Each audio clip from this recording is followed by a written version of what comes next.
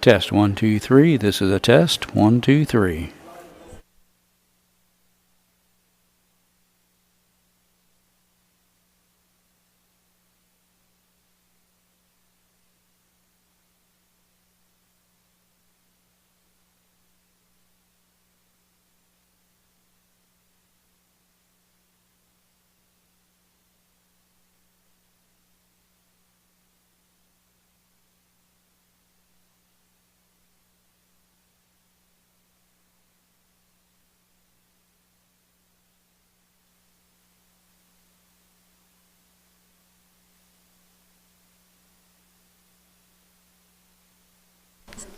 Test 1, 2, 3. This is a test. 1, 2, 3.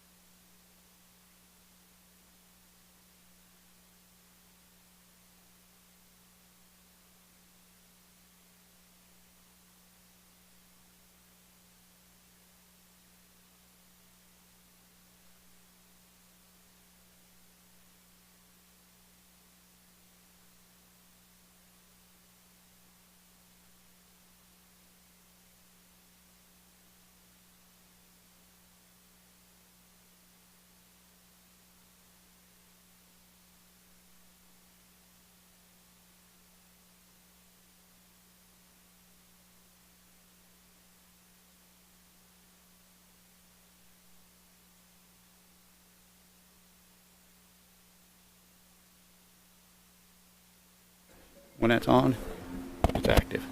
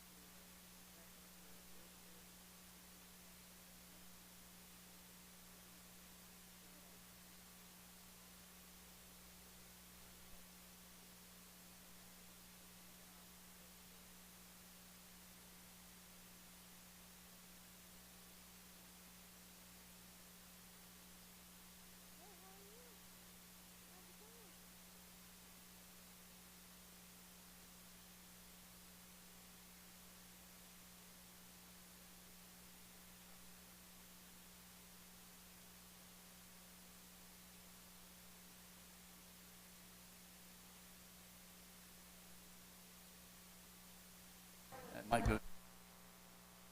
Push it good.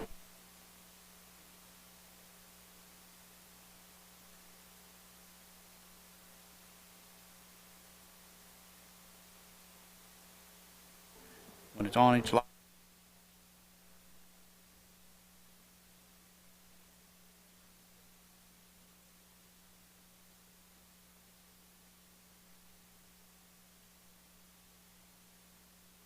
Green, the mic is live.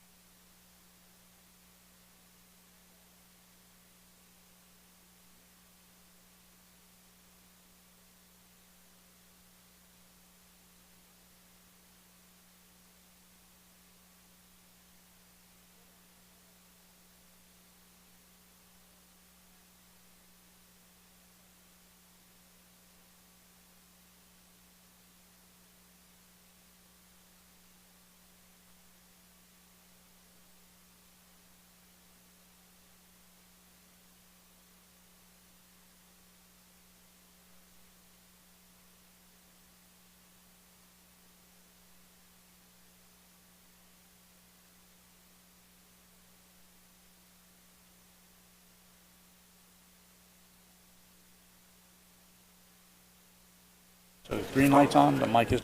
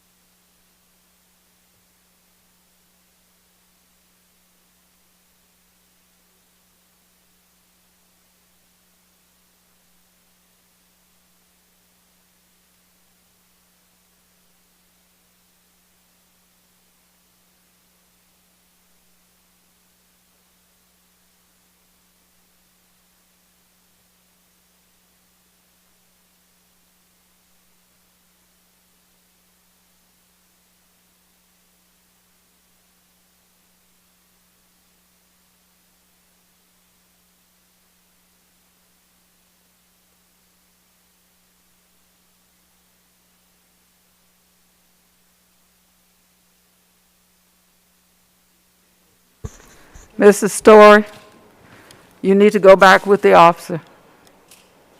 Mrs. Story, you need to go back with the officer and comply with their direction. Mrs. Story, you need to go back with the officer and comply with their direction.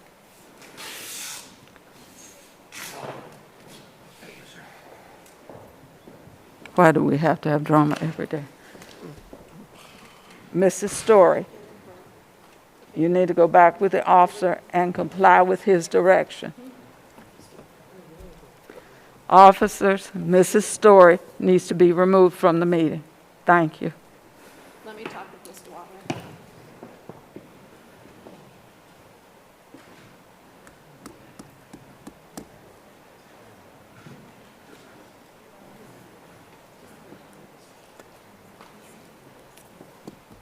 Mr. Waller? She can do that on her own time.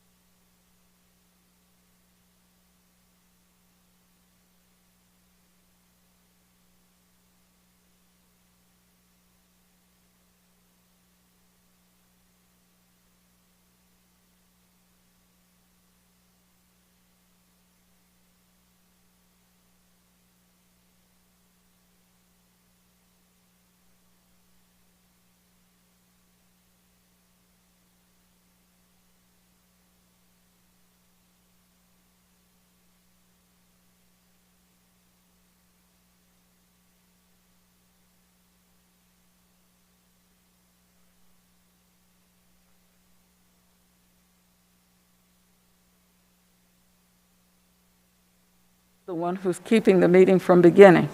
Would you please comply with our directions? You were asked at the door. You've been asked again and again. You knew 3 days ago what you were supposed to do. We've gone back and forth with this. You were given options as to what to do.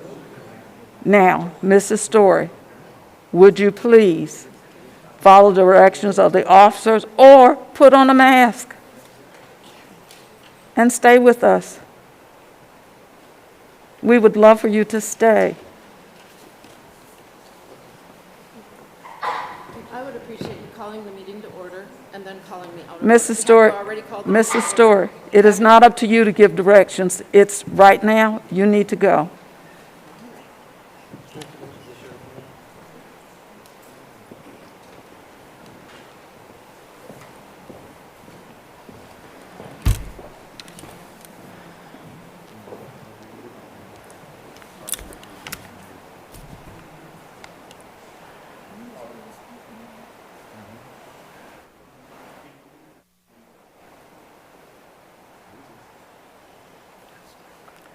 Sir, He came in with one eye. you came in with the mask on. You were given a mask if you would like to stay.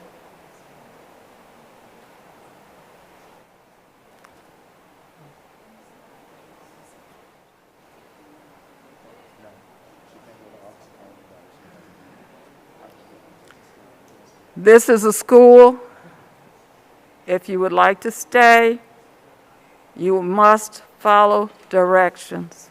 There's a sign on the door. Officers have given you direction. For those persons who are here, please follow our protocols. Ladies, would you give yourself some space, one seat between you. One seat between you. We've taken up time already.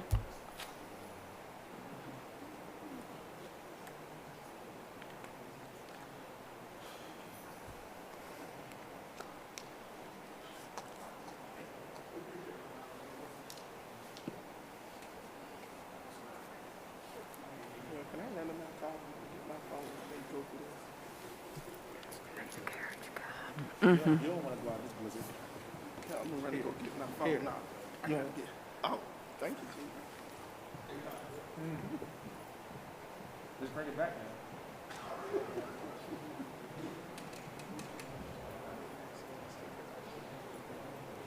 All right, Officer Hutton, we don't have to continue the conversation. This is a school. Because he said he was seeking information.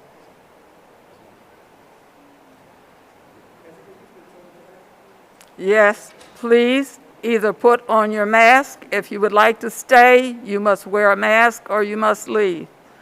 You can see the meeting if it's live streamed. Thank you very much.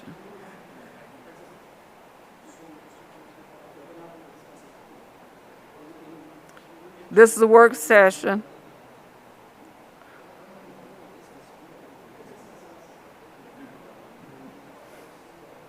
Oh, God in heaven.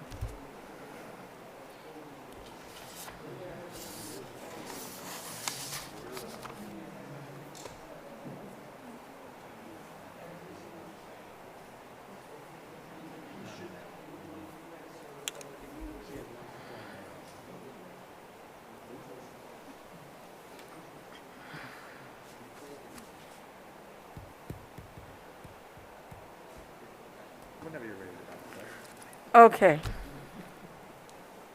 Good afternoon, good evening, everyone. We're not going to delay any further. We're going to begin at this point. Thank you, all of you, for coming, and thank you for complying. We are at a point in history, a good point, where we have done well following our protocols. The CDC has given us the authority as a board to decide what we're going to do. We are following the governor's orders in that our children, our parents have the right to decide whether or not their children will be masked. That was the governor's order. We have the right to determine what goes in other settings, and we've given you that information. We've given the community that information several times, so everyone knows that. There are signs on the door. We ask you to be COVID compliant. We have very good news that we're going to report later as we go through our good news report about our teams, about our kids, about our programs. So you'll hear that later. We're going to move along at this point, calling our meeting, moving forward with our meeting.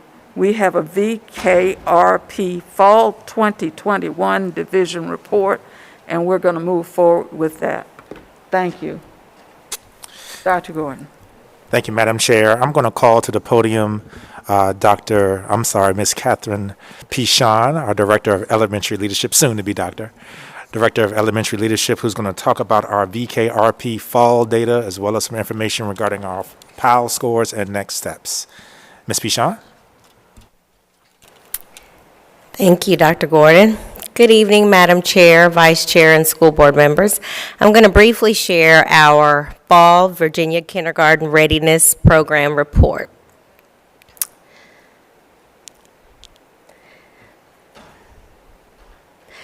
Our students had between 4 and 6 weeks of instruction before taking the assessments between October and November. So we do have some good baseline data to share. The Vkrp gives our stakeholders a snapshot of school readiness in the areas of literacy, math, self-regulation, and social skills. Though most students returned to in-person instruction this fall, COVID continued to affect academic development, resulting in 42% of Virginia's kindergartners starting school below expected levels.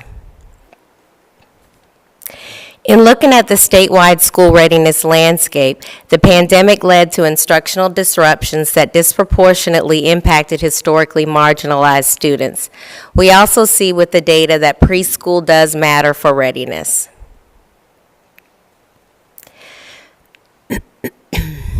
Virginia defines overall readiness as the capabilities of children, their families, schools, and communities that best promotes student success in kindergarten and beyond. The fall readiness rate is based on the expected skill levels of a kindergarten student at the end of this academic year. 61% of SPS students were categorized as ready. That's 3% above the state average. Wonderful. PALS is a measure of students' knowledge of important literacy skills such as phonological awareness, alphabet recognition, letter sounds, and spelling. 79% of SPS kindergarten students met or exceeded the PALS benchmark, which is 4% above the state. Yes. The EMAS assesses early mathematical thinking. 82% of SPS students met or exceeded the EMAS benchmark, which is 5% above the state. The CBRS is a teacher report measure of a student's behavior with peers and adults and their engagement with classroom materials and tasks. The two domains of the assessment are self-regulation and social skills. 81% of SPS students met or exceeded the self-regulation benchmark, that's 2% below the state, and 86% of SPS students met or exceeded the social skills benchmark, which is 2% above the state. The implications for learning based on the data include the following. High-quality learning experiences are necessary. The variety of learning from the 2020 to 2021 school year impacted the range of skill levels we are seeing this school year. Tailored support is necessary, and mental health support is needed. We're looking forward to seeing how our students have grown since the fall. The spring assessment window will take place in April and May. In addition to the SPS English and Math initiatives that I shared with you at the October board meeting, we are using the early math assessment system and child behavior rating scale reports to provide targeted instructional strategies. We also utilize the Virginia Virtual Reading Hub, which includes PALS Quick Checks and foundational reading resources. The PALS data walls provide teachers with a live data tool to progress monitor student achievement and literacy, and our SPIRE intervention integrates phonological awareness, phonics, handwriting, fluency and vocabulary, spelling, and comprehension in an instructional design based on how students learn. And this does conclude my presentation. I'm available for any questions you might have. We can, board members, do you have questions? Do you have comments? If you don't, I do. Do you have comments, Board Member Mayo? I don't have a question, but I must say I am very pleased with our kindergartners, with our young people and their progress. Most of those are above state level, and we have every reason to be very proud of that.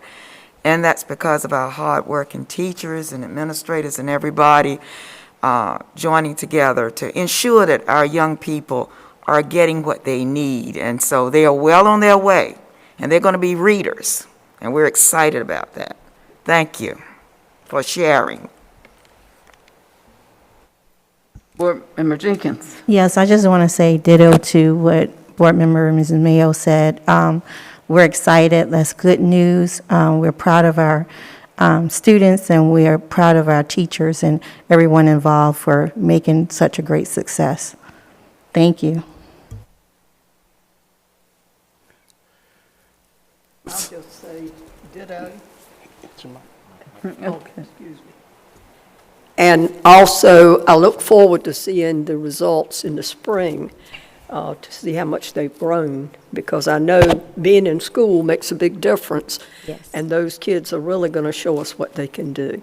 And that'll show really the answer to many things as we move forward. But I think, as you said, we need more interventions. And our early start program, I think we need more of that, and I know you'll agree with me. The more we have that in our school system, the more we're going to see this progress, and I think this is very beneficial. Thank you Yes. so much. Board Member Riddick, did you want? I would just like to say it gives me great joy to see these numbers come in. It provides what we've been saying all along.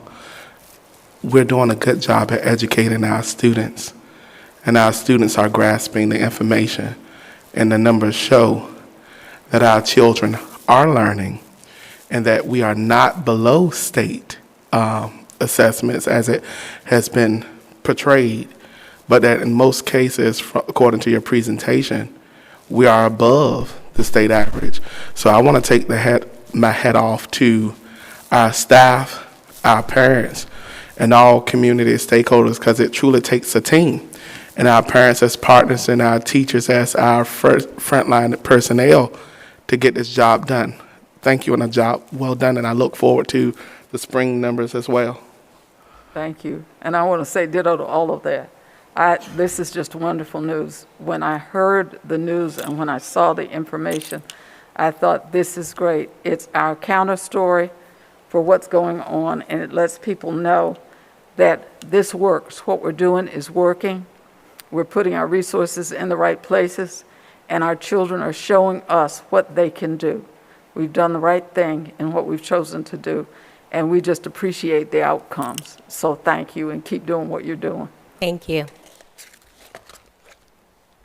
We need a motion now to go into closed session. So moved. Into a closed meeting.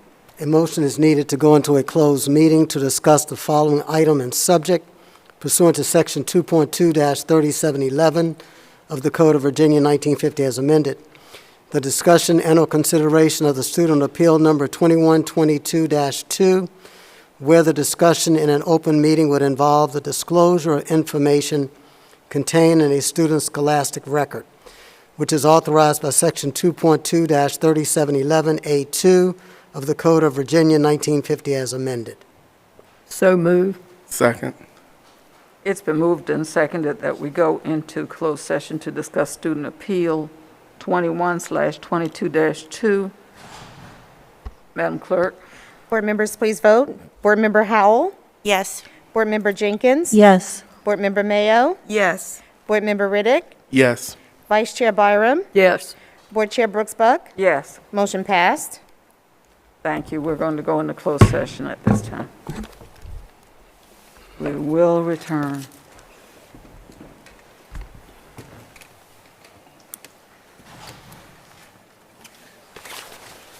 Came in handy, didn't it? As soon as I got outside, it started raining harder.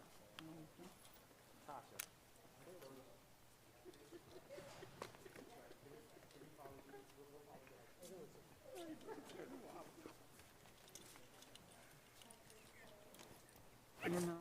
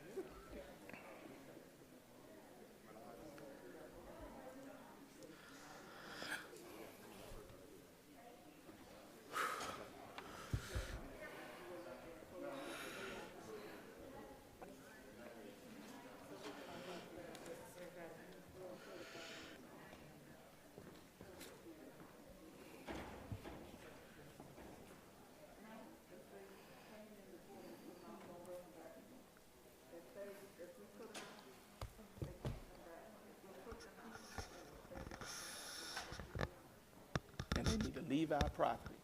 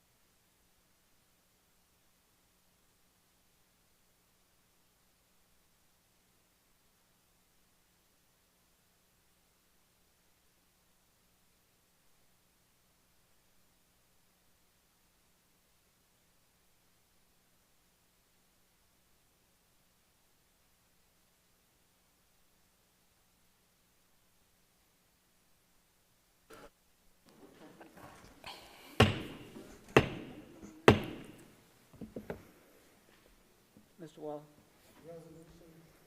A resolution of certification of the closed meeting of March 10th, 2022, pursuant to Section 2.2-3712 of the Code of Virginia 1950 as amended. Whereas the School Board of the City of Suffolk convened a closed meeting on this date pursuant to an affirmative recorded vote and in accordance with the provisions of the Virginia Freedom of Information Act. And whereas Section 2.2-3712 of the Code of Virginia as amended requires a certification by the school board that such closed meeting was conducted in conformity with Virginia law.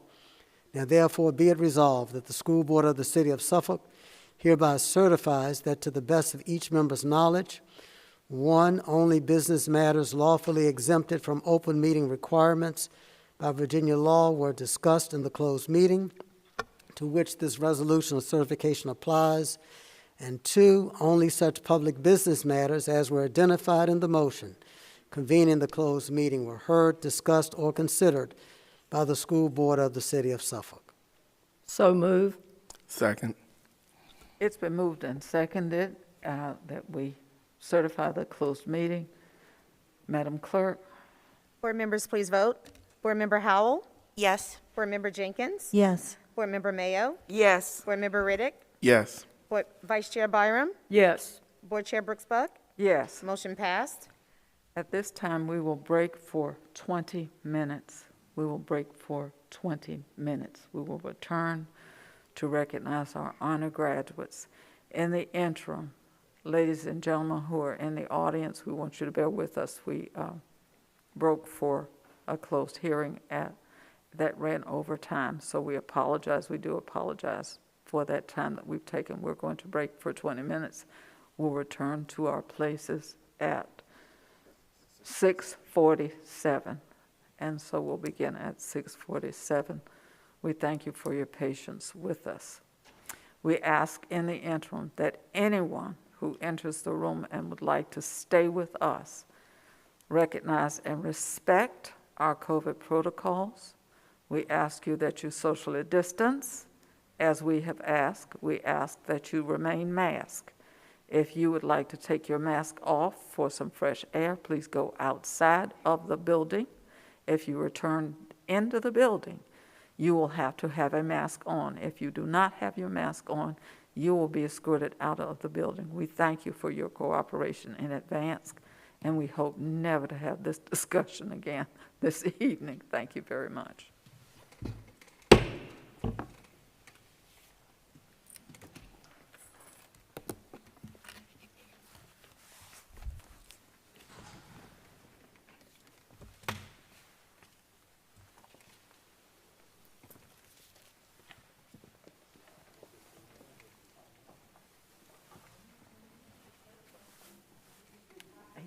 more of you.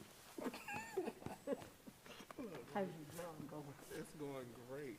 It's just, Is it better than the prison? I prefer the prison. Oh, good.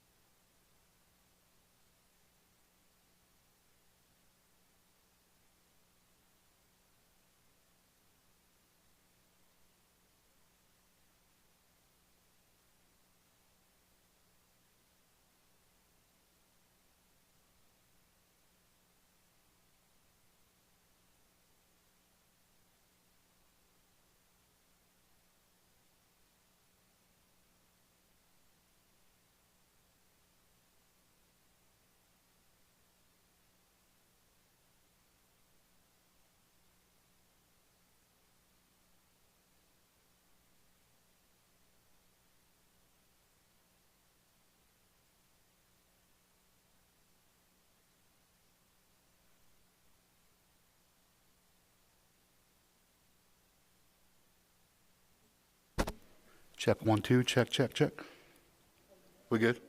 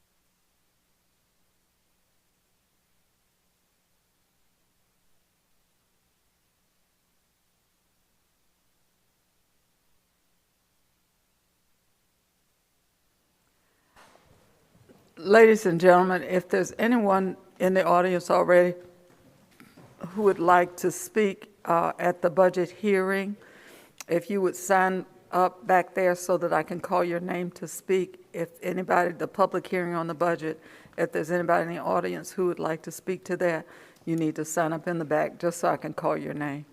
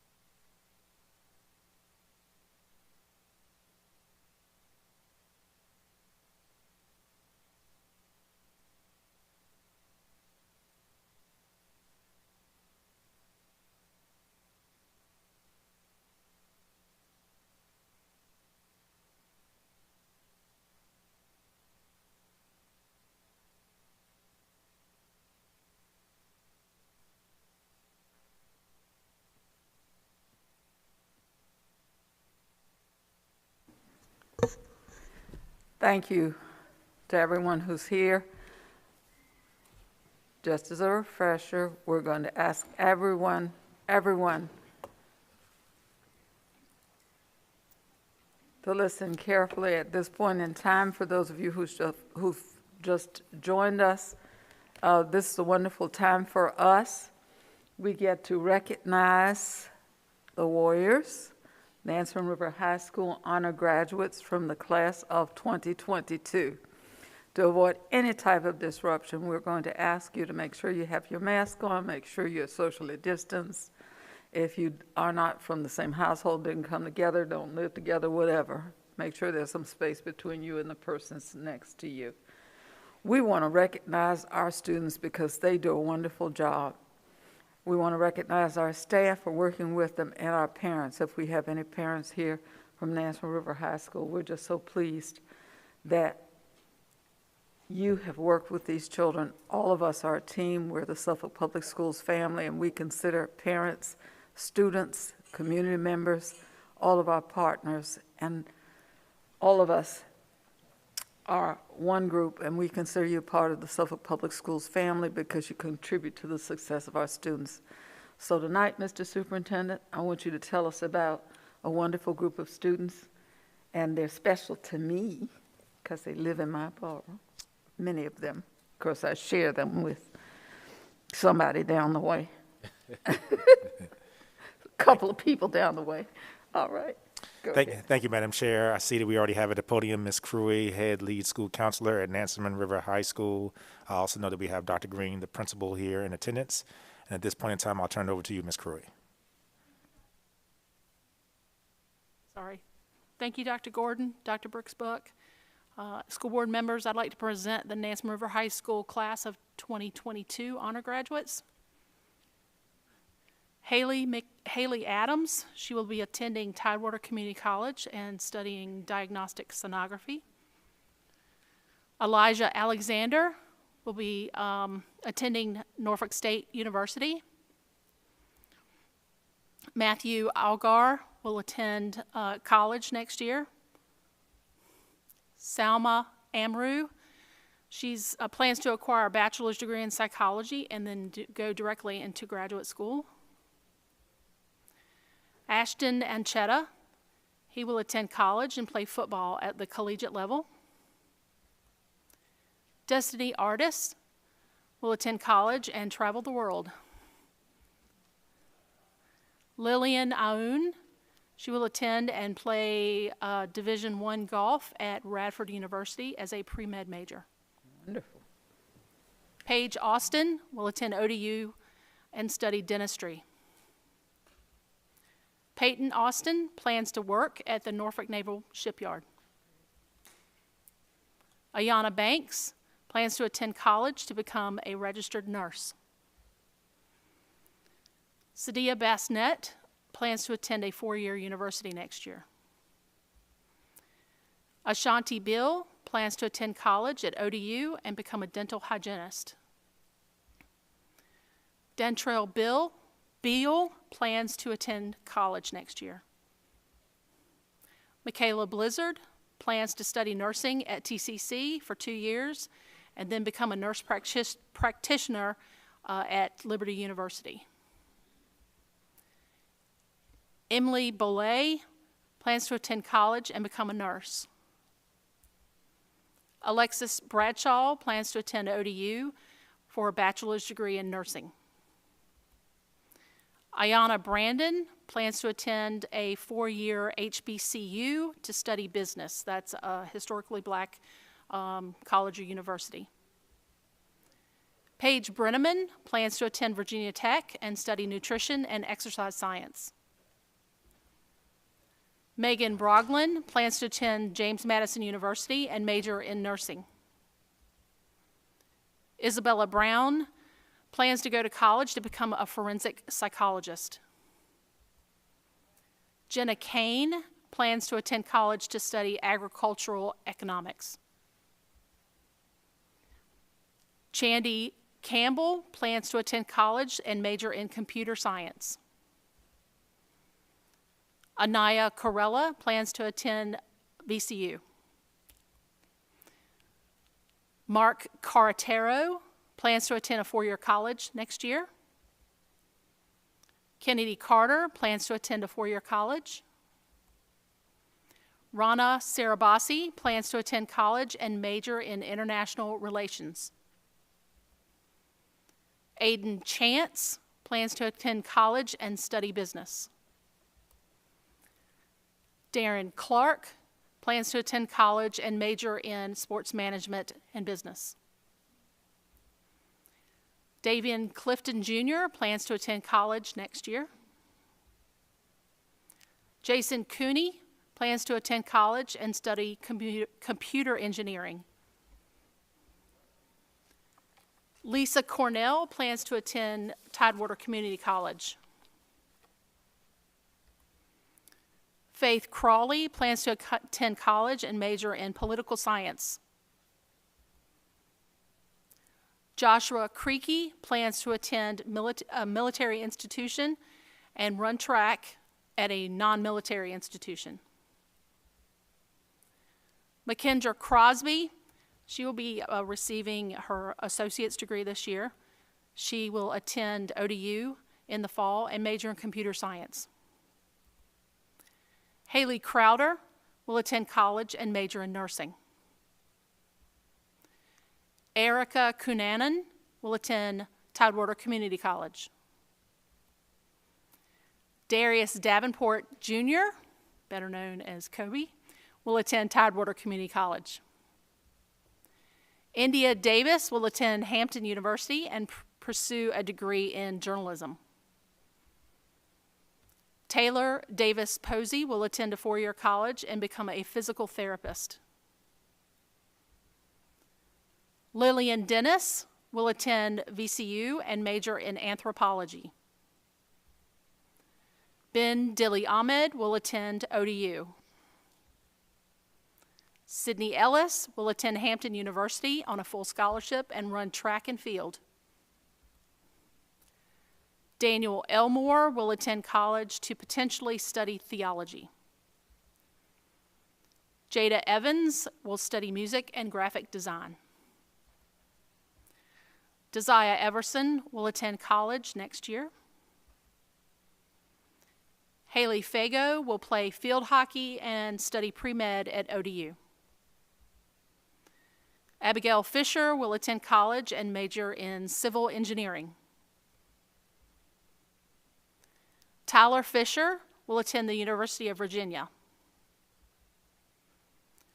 Grayson Fitzwater will attend Virginia Military Institute and play baseball. Parker Foreman will attend Virginia Commonwealth University. Skylar Galloway will attend Virginia Tech or Norfolk, NC State or Cornell University to study public health. Thomas Gardner will be employed with a landscaping company next year. Lauren Gilchrist will pursue a degree in journalism to become a national correspondent. Lanaya Glover will attend college next year. Clayton Grady will attend Virginia Tech on an athletic scholarship for baseball and major in business. Brandon Grazier will attend a four-year university to study finance or marketing. Anastasia Grund will attend college next year. And her twin sister, Angela Grund, will also attend possibly different colleges. Alora Gunther will attend a four-year college and become a veterinarian. Ziana Guyton will attend FAMU to pursue a career in mathematical engineering. Malik Hall, he's undecided, but he may return next year as a postgrad. DeAndre Hardy will attend college to major in industrial engineering and participate in track and field at the collegiate level. Maurice Harrison will attend Norfolk State University and major in cybersecurity. Justin Henderson will attend Virginia Commonwealth University and major in mechanical engineering. Tamia Hill Burkhead will attend college and become a child psychologist. Malcolm Hobbs will attend college and work part-time. Nathaniel Holloman will attend college to become a registered nurse. Sky Huey will attend community college art classes and work part-time. Omar Ingram will attend community college next year. Madsen Jean Jr. will join the U.S. Marine Reserves and continue to play football at the collegiate level. Naomi Jefferson will attend ODU. Clarissa Jenkins will enroll in school to become a nail technician. Dahlia Jensen will attend an online college and major in business. Charles Jewett plans to attend college next year. Jasmine Johnson will attend George Mason University and major in public health and dietetics. Kennedy Johnson plans to attend college next year. Caitlin Johnson will attend Norfolk State University and major in biomedical sciences and continue to work at Chick-fil-A. Peyton Jones plans to join the Air Force or attend college and major in finance. Michaela Knight plans to attend a four-year college and major in nursing. At this time, I'm going to have Ms. Peary complete the list.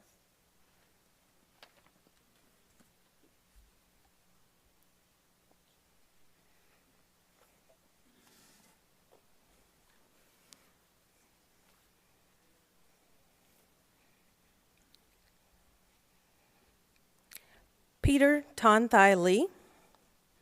He will attend college and major in business. Braxton Lewis. He will attend Virginia Military Institute and continue to wrestle at the collegiate level. Sarah Locke. She will attend North Carolina A&T University. Abigail Lockhart. She will attend college to become a math teacher and play softball at the collegiate level. Xavier Luderman. He will attend college and major in something related to IT or business. Jasmine Lynch. She will attend college at Embry-Riddle and major in aerospace engineering. Chase McGreasy. He will attend a four-year college and major in engineering. Anaja Marrero. She will attend college and pursue a career in veterinary science. Jalen Martin will attend college to study engineering. Mackenzie Madison. She will take a year off before going to college. Amaya Matthews will attend a four-year university. Kamari McCullum obtain a CDL license to become a truck driver. Camille McQuella will attend college. Madison McVeigh will attend University of Tennessee, Chattanooga. Alyssa McWethy-Lear will attend Virginia Commonwealth University. Isabel Metzger will attend college next year. Carolyn Morris will study nursing and take up graphic design. Seth Morris will attend Tidewater Community College. Brandon Morris will attend college next year. Casey Morse will attend Virginia Commonwealth University to study dance and choreography. Emily Musso will continue her education at University of Mary Washington, where she will play softball. Riley Niedermeyer is undecided. Taylor Newton will attend college and travel the world as a field zoologist. Deshaun Norman, apprenticeship student at the shipyard. Ross Norris II will attend North Carolina A&T State University to study engineering. Deja Odom will attend college and work. Michaela Oliver will attend college and major in criminology and major in psychology. Alexis Olson will attend college and pursue a degree in biomedical engineering. Dale Oren, he is enrolled in the BMW STEP program to become an automotive technician. Matthew Osborne will attend James Madison University and major in accounting. Genevieve Owens will attend Culinary Arts School and eventually pursue a career in offering therapy to special needs children. Brian Papillon Jr. will attend Norfolk State University and join the Army. Claire Parker, she will attend ODU to major in biology with a minor in chemistry. Plan to pursue a career in environmental science. Anaya Pennington will attend Hampton University and major in accounting. Ashlyn Pesco will attend college next year. Anaya Peterson will attend college to become a kindergarten teacher. Andrew Peterson will attend Virginia Tech University. Sydney Polk will attend college next year. Elliot Pope Jr.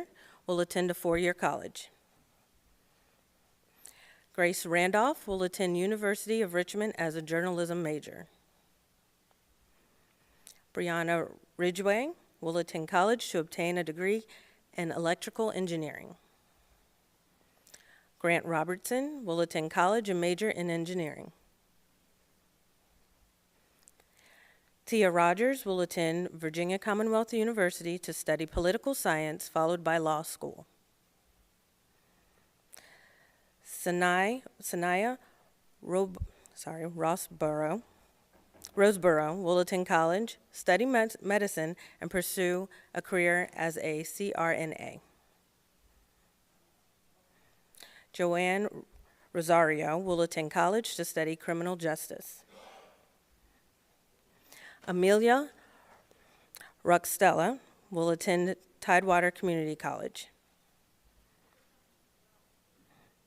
Misha Russell will attend Johnson & Wales University for baking and pastry arts.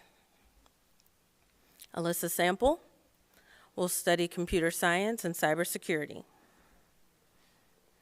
Aaliyah Saunders Case will attend Norfolk State University to major in biology. Career goal is to become an anesthesiologist. Danielle Schreiner will attend George Mason University. Thomas Schweiss will attend James Madison University or ODU. Kaya Scott will go to college to study finance with a focus in international business and minor in Spanish. Simone Scott will attend TCC for 2 years, then transfer to Virginia Commonwealth University for medical school. Nakaya Scott McCoy will plan to attend college and major in political science. Matthew Schaefer will attend college to study mechanical and aerospace engineering. Zaneb Shanaba will attend William and Mary to study neuroscience. Tyven Silver will obtain a part-time job working at the post office. Gabrielle Sinclair will attend TCC before transferring to ODU. Madison Slaubaugh will attend Regent University to study psychology and criminal justice. Colby Spencer will study chemical engineering and enlist in the Navy. Shelby Starling will attend ODU to major in elementary education. Trent Sterner, who is also our salutatorian, will attend Virginia Tech and obtain an engineering degree. Cameron Stevens plans to enlist in the Air Force. Aiden Stufel will attend Christopher Newport University to study electrical engineering and to play baseball. Ashlyn Swaim, she will swim and study at Arcadia University. Peyton Swerda, she will pursue a degree in aerospace engineering. Michael Sykes will attend college for cybersecurity. Ansole Telefero will attend college next year. Evelyn Telefero, who is our valedictorian, she would like to attend college to study electrical engineering. Tania Taylor will obtain a business degree next year. Well, she will obtain a business degree. Deja Tremuel will attend Norfolk State University and become a hairstylist. Haley Turner will attend Tidewater Community College to major in criminal justice. Kristen Varanga will attend Virginia Commonwealth University to study dental hygiene. Aiden Wall will attend college next year. Joshua Washington will attend college next year.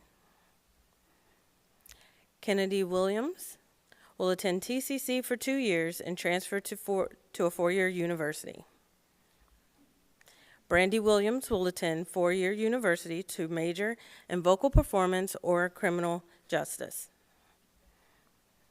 Zachary Wilson will pursue a career in welding underwater. Sophia Wilson will attend North Carolina A&T State University. Aaliyah Young will attend college for clinical psychology. These are also some of our grads. Here are the additional honor grads that we have that we also would like to recognize. And so we'll take a minute to look at these.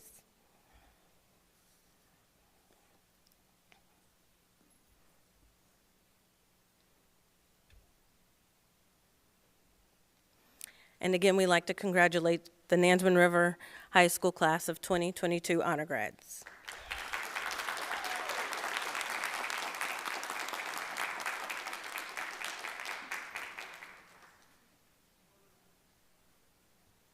Board member comments. Let me see, I started that end, I'll start this end. Mr. Riddick. I would just like to say congratulations to all of our honor graduates from Nansemond River. It does my heart good to see some of the students that I used to drive on school buses graduate with honors, and I see a lot of students are becoming Spartans. It shows us that Suffolk, we're doing the right thing. Our students are getting a quality education, and from here, they can go anywhere. The sky's not the limit. There are footprints on the moon. Dr. Green, you and your team are doing an excellent job. Thank you.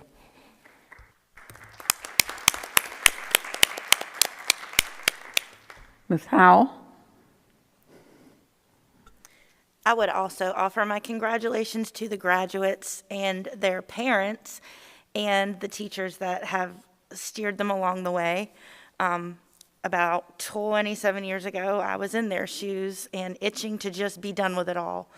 And I would just encourage them to soak up these last couple of months here. Don't let up on the pedal, keep working hard, but enjoy this season of your life and be ready for the next one. Great job, everybody. Thank you. Ms. Jenkins. Go Warriors. I'm just so proud of the students, all the students, but I'm proud of the honor students being recognized. And just like my fellow board member, Ms. Howell, said, they did not do it alone. We had outstanding teachers, their parents, and their village that helped them get to this point. And this is not the end. This is just the beginning. So your greatness does not end right here. It begins and go to another level. And if there's anything we can continue to do for you as you move to another journey, just let us know. We're not just dropping the ball because you're graduating. We're right here to help you through the rest of your life if you need us. We're right here. Thank you. And I know for a fact that Delegate Jenkins will be sending you all a congratulatory letter as well from the House of Delegates. Thank you. Thank you. Board Member Mayo. Yes, congratulations to the honor graduates of Nansemond River High School. And certainly they are commended for their hard work and for remaining focused throughout their high school years. And I noticed that many of you are already benefiting from academic excellence because many have already been accepted at colleges and universities or various programs to further your education. And many are scholarship recipients as well. I noticed a number of them are going to continue to be involved in athletics as well. Just want to encourage the honor graduates to enjoy every step as you continue on your life's journey and to make great strides at realizing your dreams. Thank you. Vice Chair Byron. Thank you, Madam Chair. Listening to this, it's quite a variety of students that we have. A lot of engineering, medical, a lot of people even entering education field. I hope Dr. Gordon has taken note of that, and Dr. Brown, because we can use all the teachers and employees that we can get. We hope they'll come back to us if they continue on the educational track. I'm very proud of Nansemond River. I didn't wear my red and black tonight. I forgot to put on my red and black. I taught at Nansemond River for many, many years, retired from there, so this group of children are special to me. Always special, Nansemond River. Always, I will say I will always be a warrior. I did notice a couple of names of students when I was looking at the parents that I actually taught some of their parents. And that makes me very proud to see that they're still in this area and they've done so well. To be an honor graduate is a great accomplishment. And our young people are doing great things in our city. I hope they will continue as they journey on with their education to pursue whatever their endeavors. They have, as Mr. Riddick said, everything is open to them. They have anything can be the possibility for them. And I congratulate them and their parents, teachers who have influenced them, and ask them to be sure they don't forget where they came from and their roots. Very important. Started here in Suffolk. I look forward to them in the future doing great things. Thank you, Dr. Buck. Thank you. And listen to all Dr. Green and his team at Nansemond River. And of course, you guys are special to me because many of you live in my neighborhood. Some of you I've worked with, oh my goodness, 10 years. Let me see. If you went to Northern Shores, they're not here. I usually ask them when they're lined up here if they went to Northern Shores because they might have been in the second grade class where I got a chance to work with them. But it's interesting to me, it's always interesting to me at this point of the year because this is when teaching it always involves a long-term reward. And this is where we get to see the culmination of our efforts come together. We have 188 honor students at Nansemond River High School. That is an accomplishment. We are so very proud of our students, what they've done, what they're doing. in the midst of all of what is going on in the world, our children continue to achieve, to do well, and we expect nothing less of them. We want to thank our parents, our community members, whether they're in business, whether they're friends, grandparents, all the people who support them, as well as the teachers and staff members who are on our team. All of it comes together for the success of children, and that's what we're all about.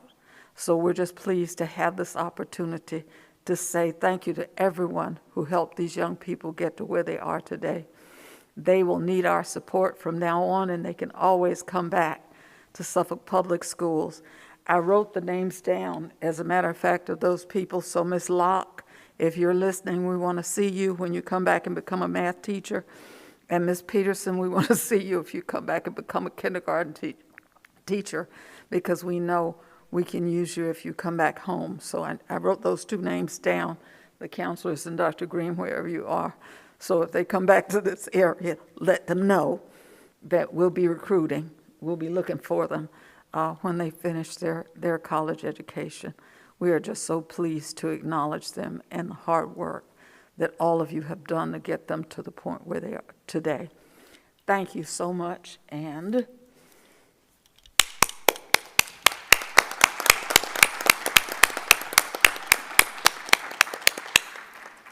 that concludes this portion of our program. Thank you. We're going to begin now to call our public hearing to order. This portion of our program involves public comments on the superintendent's proposed budget.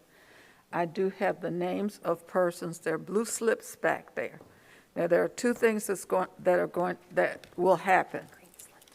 One, I'm sorry, green slips. Green slips. They used to be pink, but green slips this year. They're back there.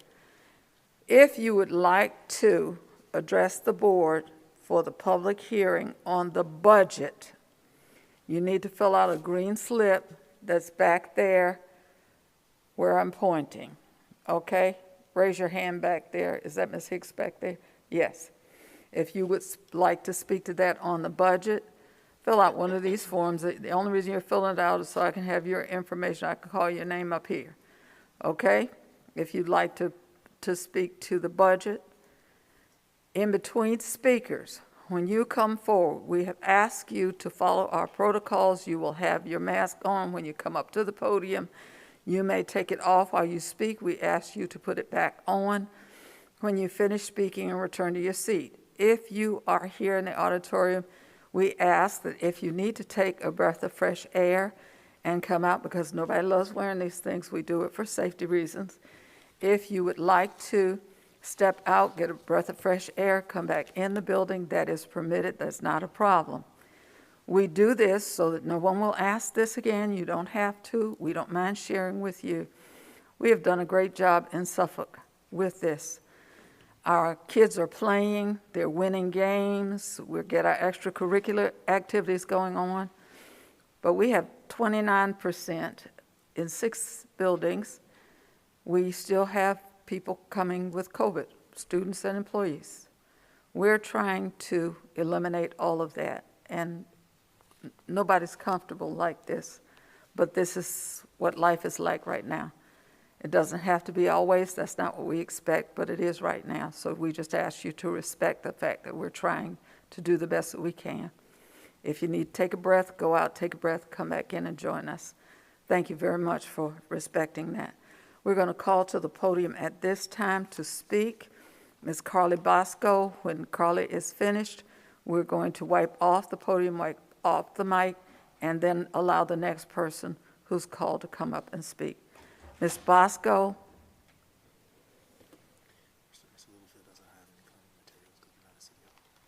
Oh, you got spray?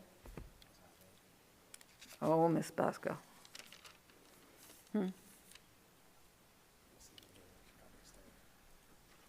There's a custodian. Does the clerk have to read the? Yes, okay. She's going to read it. Would you read the statement? She's going to wait for you to read the statement, Miss.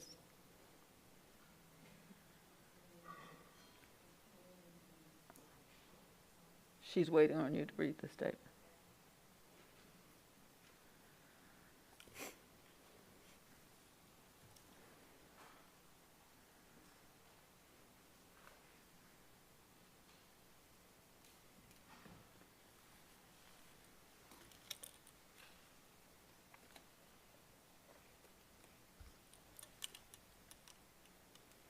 It is the intent of the school board to ensure that the affairs of the board be conducted in an open and orderly manner, that all persons desiring to address the board are afforded an opportunity to do so in the order in which they sign up to speak, that persons in attendance may observe and hear the proceedings of the board without distraction, and that the members of the board and board employees are able to transact the business of the board with minimal disruption.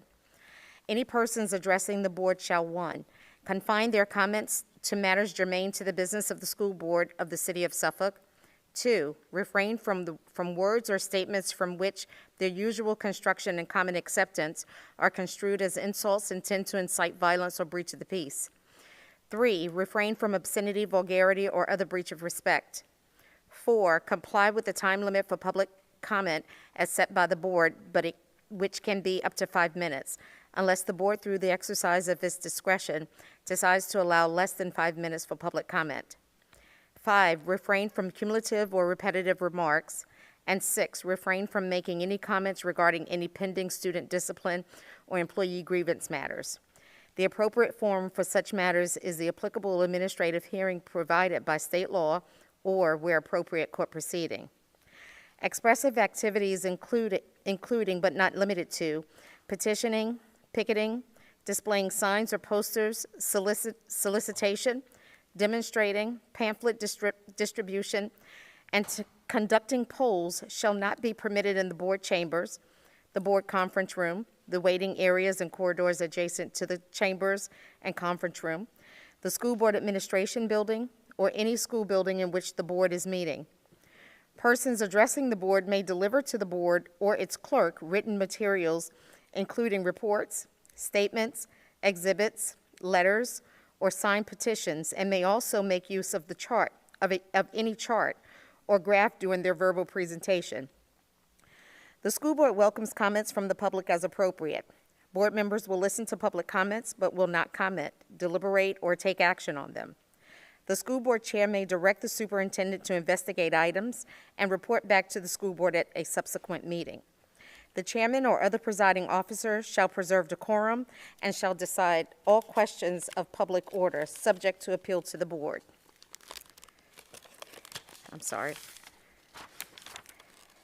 At the request of the chairman or superintendent, a city police officer shall act as sergeant-at-arms at tonight's board meeting. That officer shall, under the direction of the chairman, superintendent, or other presiding officer, have charge of the auditorium, the waiting areas and corridors adjacent thereto, and shall prevent disorder or interruption of the business of the board. Please state your name before speaking. Your name and address. Carly Bosco, 2729 Burning Tree Lane. Tonight, I'd just like to convey a few comments after a review of the budget for the 22-23 school year. I'm pleased to see overall a significant requested increase to the budget and, more significantly, a significant teacher salary increase to make Suffolk more competitive with teacher attraction and retention. The asterisk here is concerning, though, saying dependent on Yunkin's potential changes to Northam's proposed budget. I want to express that I hope that should those budget changes or something change from the Yunkin administration, that all efforts be made to protect the teacher salary increase and cut in other places should that become necessary. There's no way around the fact that schools cannot be successful being understaffed and in overfilled classrooms. I see there's also proposals to add significant numbers of staff, but there does not seem to be a recruitment plan, which would not necessarily be evident in a budget. But this year, the staffing deficit is large enough to cover the over $4 million in bonuses that are being proposed in the main part of today's meeting. A bonus that's well-deserved for all of the staff. But if the hole is this large today, filling that hole plus additional holes being proposed in the new budget is quite a hill to climb. I'd like to understand what other steps are being done aside from shifting the salary scales to move to a more robust recruiting position. I did notice the creation of a chief of schools position and an additional 2 administrative assistants. Adding mid-level management is not typically something that helps in the classroom level, and I hope there's been a significant analysis on what return on investment that brings before those positions are added.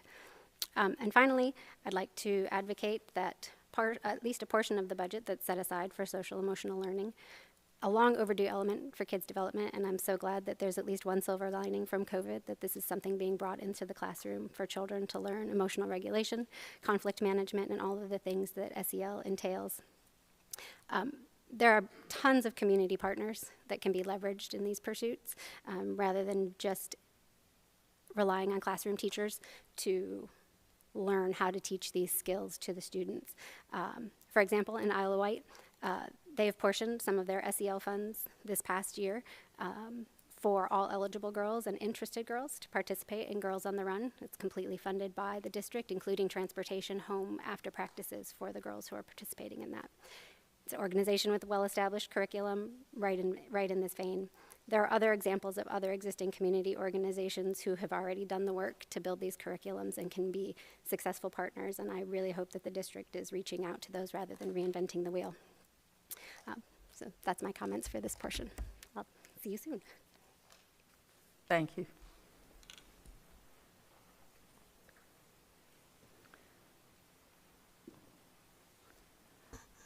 My understanding is we do not have the spray, that we need to spray the mic. So let me say to the next speaker and any speakers who follow, I will leave this up to your judgment.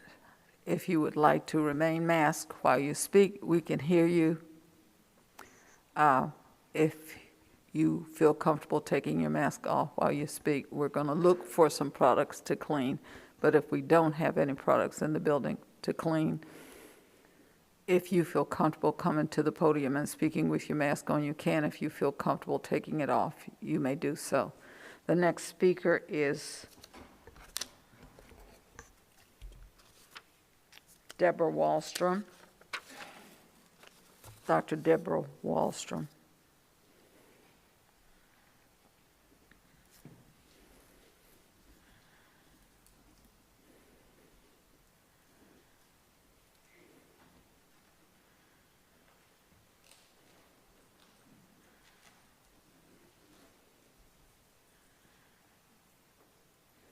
Thank you for letting us get that mask off once we get up here.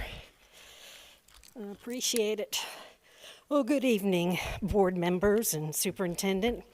Thank you for the opportunity to share insights related to the budget. And as usual, I do have a few thoughts I'd like to share with you this evening. As I did last month, I want to commend staff for strengthening the budget process to better ensure those voices of those in schools are heard. Ms. Forsman indicated that what people have requested is in the budget, and I believe her. The components of the budget, filled in by all the other departments, is wanting. I assign this budget a D-, not because of the numbers, but because of what the budget is funding for the school division. There is plenty of money for needed staff. We don't yet know if you'll have the staff, but the money will be there, and that is good. There's a lot of cushion in this budget, so far to the tune of hundreds of thousands of dollars, and I've not yet finished studying the cushions. I'm wondering why you feel the need to request $2 million from City Council. There's no focus on literacy K-12, so reading will continue to be problematic for that 30% of students who are not yet learning to read. I do know you're purchasing a reading program for pre-K to 5, but by what you have included in your RFP, the reading program will be one with the same issues that keep all of our students from reading now.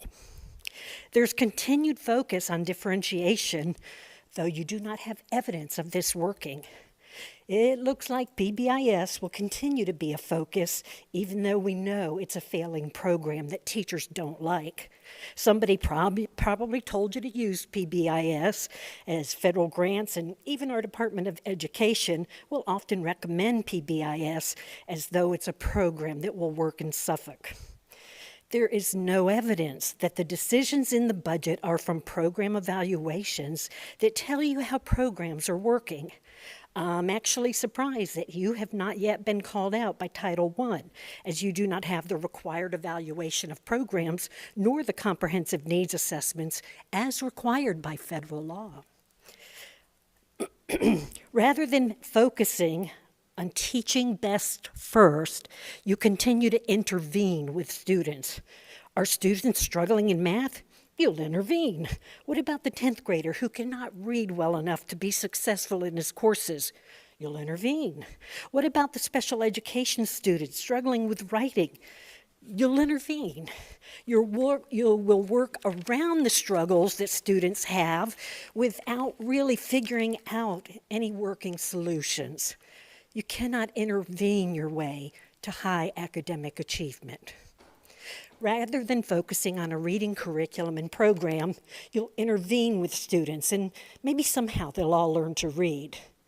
We know that no matter what we do, some students will learn to read. And maybe you're fine with the 30% or so of students who never learn to read well. I guess you'll deal with those kids later. There is not yet adequate support for pre-K to 5 teachers who will have to learn a new reading program. I don't see evidence of the significant and embedded training that will be needed. And because of the shortage of teachers, I would expect to see how you plan to support substitutes in teaching reading, but I don't see that in the budget. You'll be offering remediation in the summer rather than extensive enrichment opportunities because you've intervened and not made the choice to focus on teaching best first. We'll continue to make sure students have to qualify for the arts program, but not for honors or IB courses. You've been telling us that everyone is doing project-based learning in the division, but the initiative is not in the budget. Remember, PBL is the reason you made changes to secondary exams. So where is the support for teachers in the development and assessment of PBL? It's not in the budget. There's a huge inconsistency in the budget document in terms of strategic ideas. Most of them won't move the district forward academically. Almost all of them are things you're already doing. Thank you. The budget you approve reflects what matters to you. It should be based on student needs and not adult wants. The D budget will not get you A results. Thank you. Thank you. Are there any other speakers interested in speaking to the budget for the budget hearing? I have no other person signed up.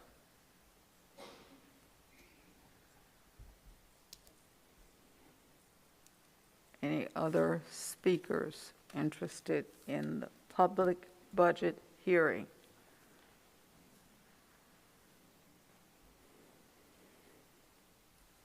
Okay.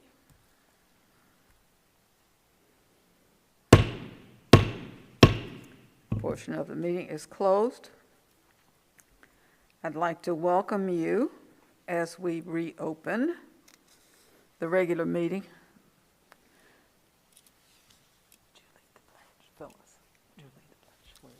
We're going to ask you to stand for the pledge. Our vice chair is going to lead us in the pledge. Please stand for the pledge. We're going to assume the flag is over.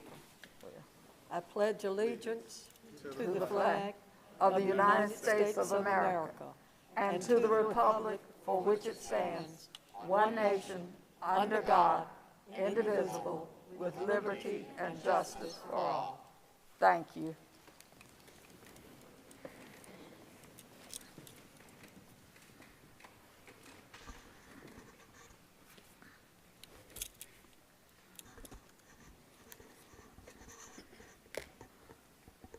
Madam Vice Chair, we need a motion for action on Student Appeal 21/22-2. Student Appeal 21/22-2, I ask that that be tabled. Make a motion. Second. Thank you. It's been moved and seconded that we table our Student Appeal 21/22-2. Board members, Madam Chair, is that being tabled to your next school board meeting date? we decided, I believe, in our discussion that was going to be tabled until the next convenient time for the parents. So it would be either the next date or the April meeting. I believe it was, we were going to, is that okay to amend the motion to say tabled until the next convenient date for the parent? I think that would be appropriate to include that language in the motion. Would you want as to opposed amend the just having motion, it continue Madam Vice generally. Chair? Yes, I'd like to amend the motion that we table Student Appeal 21/22-2 to a future meeting convenient for the parent. Would we meant second, do I have a second? Second. All right, thank you. Madam Clerk? Board members, please vote. Board Member Howell? Yes. Board Member Jenkins? Yes. Board Member Mayo? Yes. Board Member Riddick? Yes. Vice Chair Byram? Yes. Board Chair Brooks Buck? Yes. Motion passed. Thank you. Now, we have public speakers on agenda topics. Oh, I'm sorry. Sorry about that. You guys skipped. We have approval of the agenda as the next item. Madam Have a Chair, motion. I recommend that we approve the agenda as presented. Excuse me, would We this have a be question. appropriate time to add something to the agenda? If you'd like to add something to the agenda. I would like to add to the agenda that we can discuss our mask mandate at our next meeting, which will be the 24th, I'm sorry. That's the night of the budget hearing. Yes. Is there a second? Second. Board members?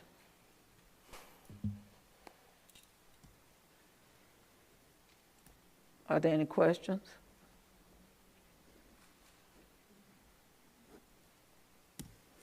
Okay. Would you like to vote? Board members?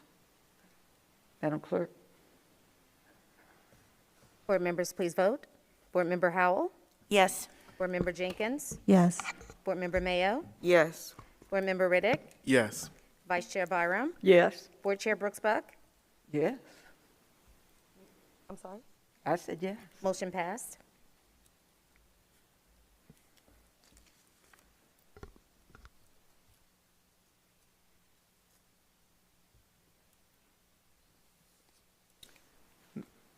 That's been added to the agenda. Is that for the next meeting, April or March? Okay. Item, you want to make that item?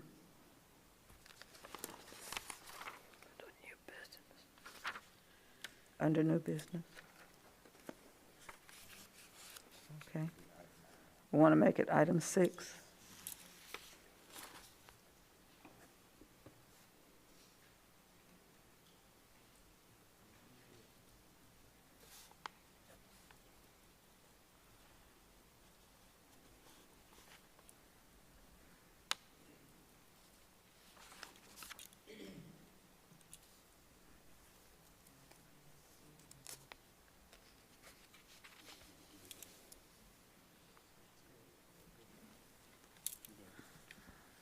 Okay.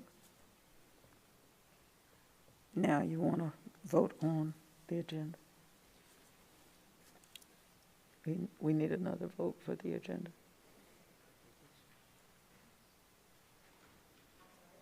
We amended the agenda. So we're good now? We added to the new business.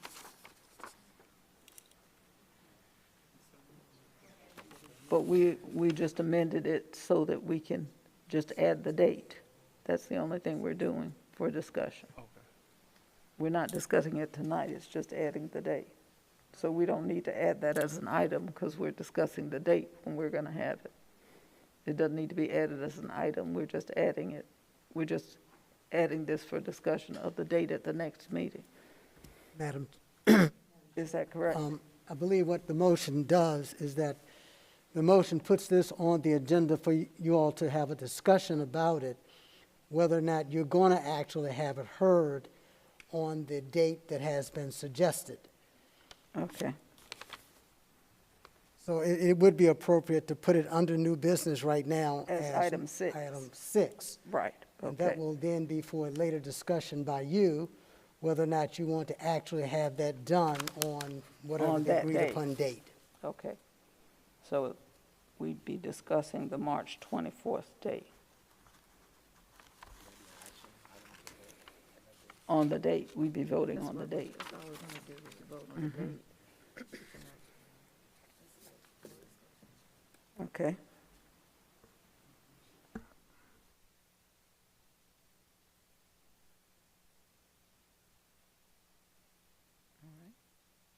So we're approving the agenda with that amendment.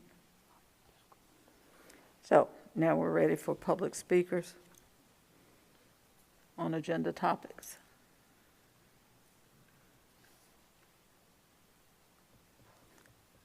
Our first public speaker on agenda topics, Dr. Deborah Wallstrom on the Vkrp and purchase cards. I believe we've washed off the. Tasha, do you need to, Ms. Gardner, do you need to read the statement? Mm-hmm. It is the intent of the school board to ensure that the affairs of the board be conducted in an open and orderly manner, that all persons desiring to address the board are afforded an opportunity to do so in the order in which they sign up to speak, that persons in attendance may observe and hear the proceedings of the board without distraction, and that the members of the board and board employees are able to transact the business of the board with minimal disruption. Any persons addressing the board shall, 1, confine their comments to matters germane to the business of the school board of the city of Suffolk.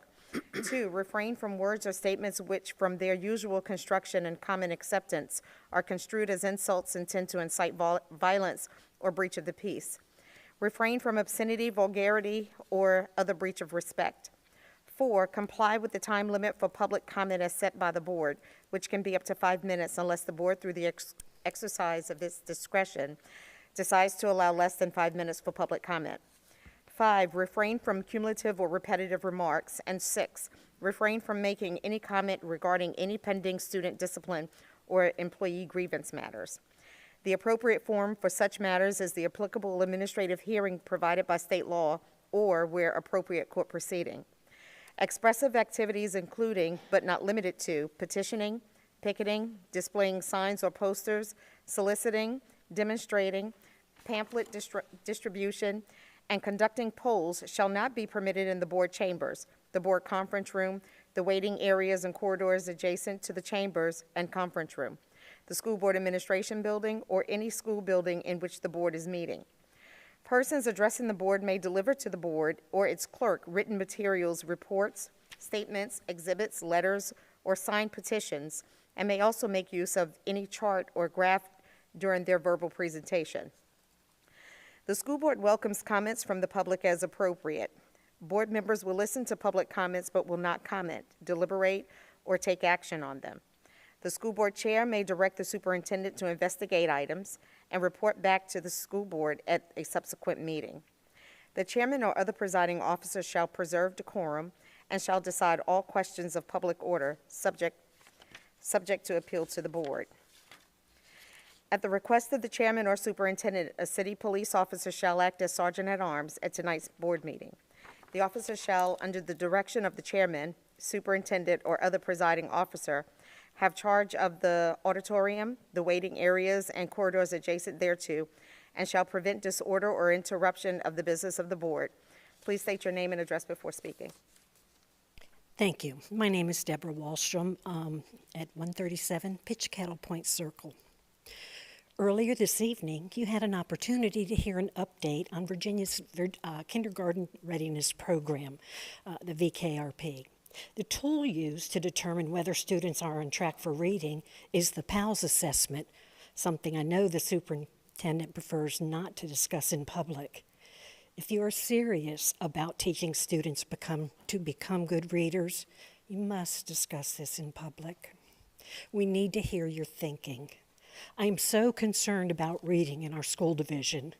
We know that just about every single student can learn to read, but that is not happening in Suffolk. Is it because you don't understand how the brain learns to read? Or is it because you truly do not care about student achievement? The board and the superintendent are responsible for and own the reading problem. Teachers are using what you have given them to use, and you have failed to give them the best. I've been talking about this for 2 years, even wrote a letter to the editor about the issue. Just because you don't want to deal with the hard stuff doesn't mean that you shouldn't. PAL scores for fall 2021 are not commendable. What you would expect to see in the results is not what is happening. What a citizen would expect to see is that students make significant improvements in reading from the beginning of the year until the end, and progress consistently improves from one year to the next. Reading is rocket science, and it can take years for littles to learn to read well. 6 years of PALS data show that a kindergarten student can begin the school year scoring at benchmark based on PALS, and then at the end of the school year, the student doesn't meet benchmark and is now behind where we'd like students to be. The child then comes to first grade and scores below benchmark at the beginning, and then again at the end of the year. This continues through second and third grade. When you have this scenario, you're keeping students retained while they are sitting in the classroom because they're not doing grade level work. Teachers are using what you've given them to use, but it's not working for all students, and students continue to work through school, never catching up to the benchmark. The greatest casualty we have in this school division is the large group of students you never taught to read. Your lack of action will negatively impact these students for a lifetime. These will be the middle school students that teachers indicate cannot read. These will be the students who feel less than because they cannot read. These will be the students who will struggle in almost every class because they cannot read. These will be the students who graduate and have to take remedial courses in college because they cannot read. These will be the students who will feel humiliated in their adult years because they cannot read. And this is because you're choosing to not step up to the plate. I urge you to learn and fully understand what it is to provide the best reading program and materials to teachers that allow them to teach students with tools based on the science of reading. We've known for decades what works in teaching students to read, and we know that balanced literacy, something that sounds logical, isn't. We need to help our students build the neural pathways for reading, as humans are not born with the skill of reading. The interventions presented tonight will not fix your reading issue. You're already doing them, and you know it isn't working. When you keep doing things that are not working, who really is the slow learner? Rather than the substantial focus on intervention, there needs to be a focus on teaching best first. Interventions are Band-Aids. Make the choice to live up to the words you use when you espouse your priority to be student achievement. Citizens, including parents, expect that the school division will do what is best for students. Parents expect their children will learn to read, as do our local businesses and citizens. Rather than play a superhero, be one by ensuring all students learn to read. Thank you.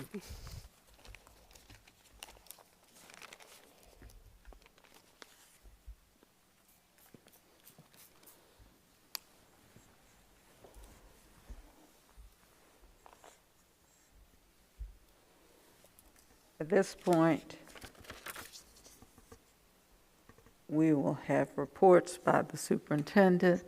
And for those who were not with us earlier, where's Mrs. Keyshawn? Reported our PALS performance, and thank you, Ms. Keyshawn, for sharing with the earlier audience that we have outperformed the state here in Suffolk. So we appreciate that, and it's good news to share with the public. Thank you so much for that, and thank you for sharing with us. That's good news, and it should make anybody who's concerned about a performance on the PALS very pleased to know that we outperformed others in the state. We have that information. We shared it at 5. So it's good that we've learned. We're going to go on. Dr. Gordon, let's hear some good news. Thank you, Madam Chair. We're going to call to the podium Ms. Antoinette Ward, our Community Engagement Officer, who has a detailed good news report for the school community and the public. We're going to discuss some of our SPS alumni, our Ladies of Distinction program, Nansemond River High School's Gowns for Crowns, Find the Performing Arts website, SPS Snack and Learn, our Mammo Van, grants and awards, athletic wins, including the outstanding one today, our February Teacher Spotlight, Teachers Honors, our Superintendent's People Choice Awards, and we also have some of our staff here. I will also take the time to review the calendar of special events and a couple other comments. Ms. Ward?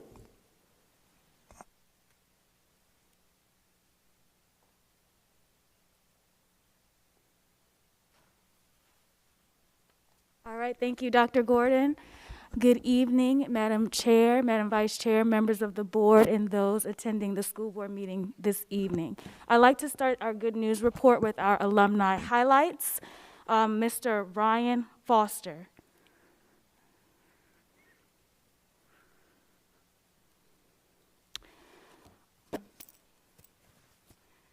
All right, Ryan Foster is a 2007 graduate from Suffolk Public Schools who serves as a welding technician and training specialist for Libra Mining in Newport News. He trains new hire welder fitters. Mr. Foster says his favorite part about his job is helping other people, watching them improve their skills and abilities, and watching them grow as welders. While attending SPS, Ryan studied trade and industrial welding in Career and Technical Education, or CTE. Ryan stated that the CTE courses prepared him for the environment that he was going to work in and taught him the basics of welding. He gives the following advice to high school students coming after him. He says, "Time is ticking, and at some point you're going to have to make a decision on what you want to do with your life. Start planning ahead and figure out what you enjoy. If you're not sure, look into a trade to get you started."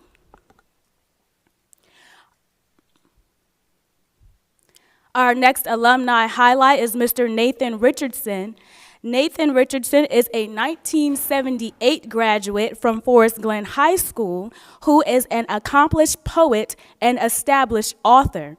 Demonstrating his ability to switch hats from poetry and storytelling to history and theater, Nathan delivers a remarkable portrayal of the former slave writer, orator, and abolitionist Frederick Douglass.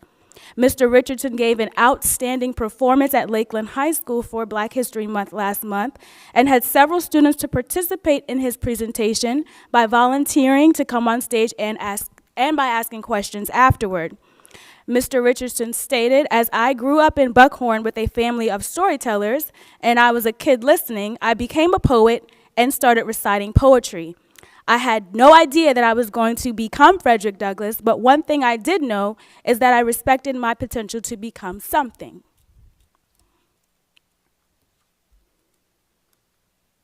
And our third alumni highlight this evening is Miss Latasia Jones.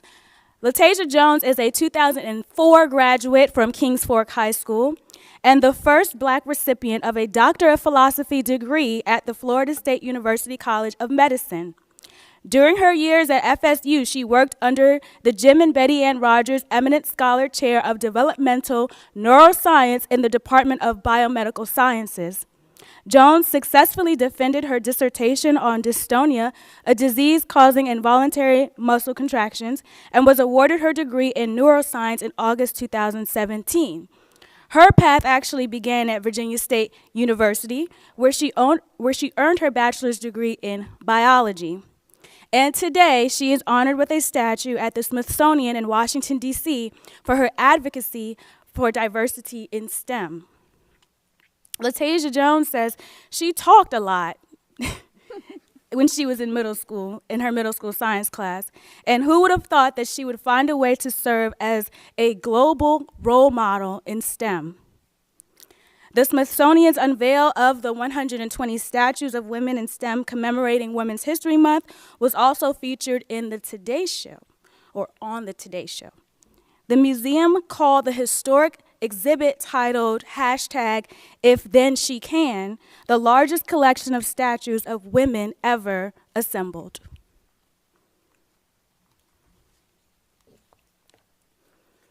The Ladies of Distinction program serves girls in grades 4 through 12 throughout multiple school districts in Hampton Roads.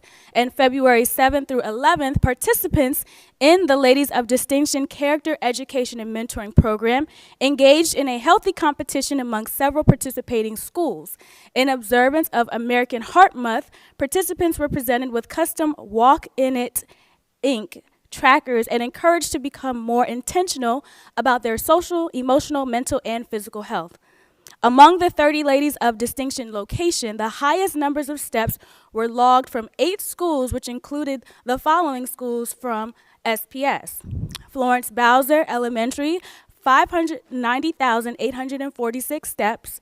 Kings Fork Middle, 290,639 steps, and Nansemond River High, 51,139 steps. Florence Bowser logged the most steps, of course, and when asked the key to their success, one of the site coordinators, Ms. Tora Sweat, shared a success tip. Our principal, Melody Griffin, an outstanding team, definitely contributed to our win. We are glad to be a part of all of this.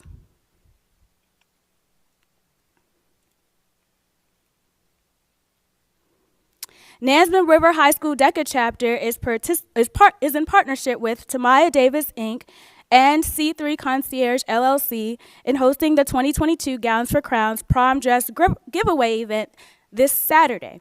The mission is to collect and distribute prom dresses and accessories to students in Hampton Roads to provide them with the opportunity to make memories and enjoy their milestone moment. The chapter has currently collected over 500 prom dresses since the initiative began in December 2019.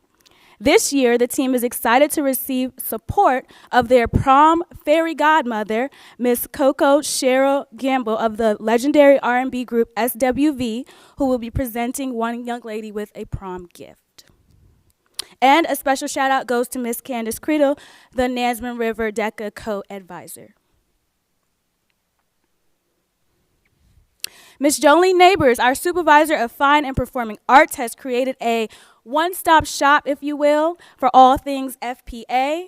This is the place to find information about upcoming events and programs connected with faculty and programs and access digital content. Suffolk Public Schools is committed to K-12 fine and performing arts education for all students, and we do strive to offer rigorous visual art, music, and theatrical experiences.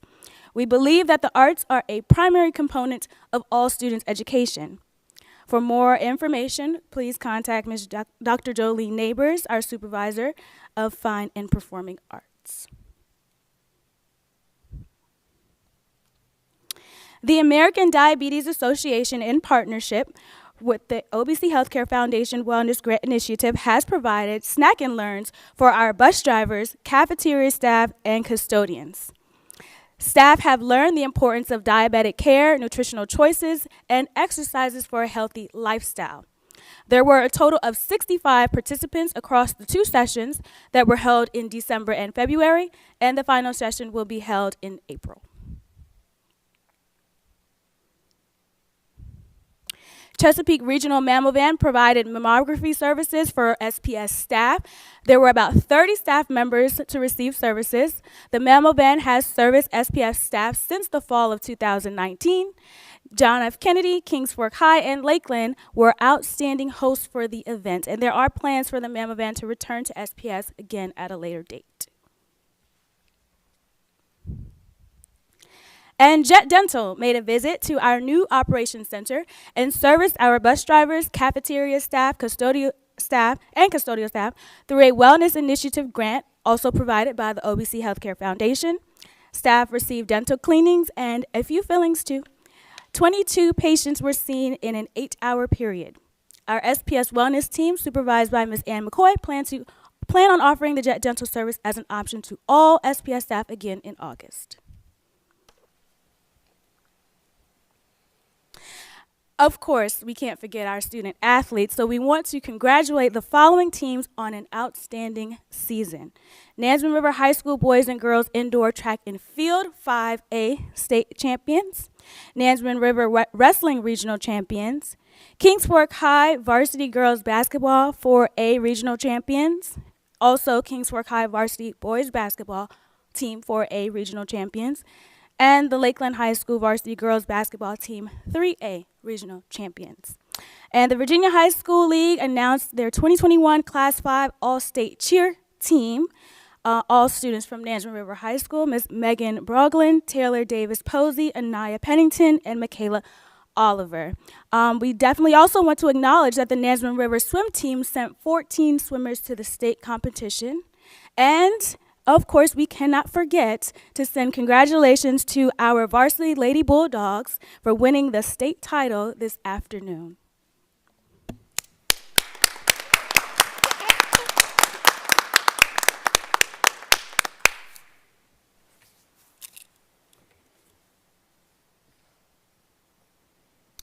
All right, we want to highlight the following teachers included in last month's February Teacher Spotlight. Ms. Dion Porter Sanders from Hill Point Elementary, Juan Rosa Felix from Kilby Shores, Christian Hazel from Turlington Woods, Courtney Branch from Booker T. Washington, Brendan Rawls from Nansemond River, Lewis Griffin from the College and Career Academy at Pruden, Roberta Branch from Oakland Elementary and Northern Shores, and Miss Sarah Jordan from Kings Fork Middle and Kings Fork High, as well as Miss Mary Rogers from Florence Bowser Elementary. And continuing our teacher spotlight, we did have 2 Suffolk Public Schools teachers, Mrs. Viola Sharp, my math teacher at Lakeland High School, and Claudette Pierre at John Yates, a special education teacher, who were honored by the S. Deloy Mays Foundation for their community service. So this one is a special award. Superintendent Dr. John B. Gordon III launched the Suffolk Public Schools People's Choice Award for the 2021-22 school year, allowing staff and community members to nominate who they felt was most deserving for the recognition. The superintendent's elected committee had the opportunity to read each submission and select 1 instructional staff member and 1 non-instructional staff member for the award. So tonight, I'm happy to announce that Miss Angela McElroy from Nansemond River High School and Miss Jessie Ricks from our devoted technology team were selected recipients for the 2021-22 Superintendent's People's Choice Award for their dedication and commitment to Suffolk Public Schools. So each of you have done an exemplary job at representing this division and your departments. And tonight I've invited just a few of your colleagues here. Those who could not make it have submitted words on their behalf. So I'd like to start with Ms. Jessie Ricks and Mr. John Littlefield, if you can come to the podium for me, please.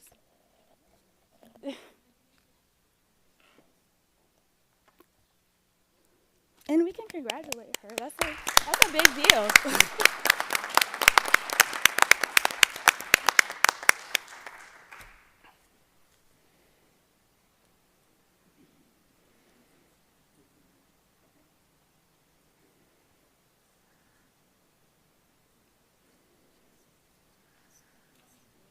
Real quick, Jessie's also a graduate of Lakeland High School. All right. She's been working here at the technology department pretty much since graduation. Sarah Mahalshak actually nominated her. I'll let her read the nomination statement to you as well. But we appreciate everything Jessie does. She has done a variety of jobs in the technology department as well as central office, and currently works on the help desk as well as supporting our student information system. She does a fabulous job. Sarah, you want to read, please? You did it a lot for me. I wanted to share with you a few shining examples of why Jessie Ricks goes above and beyond on a daily basis and is one of the hidden gems within Suffolk Public Schools.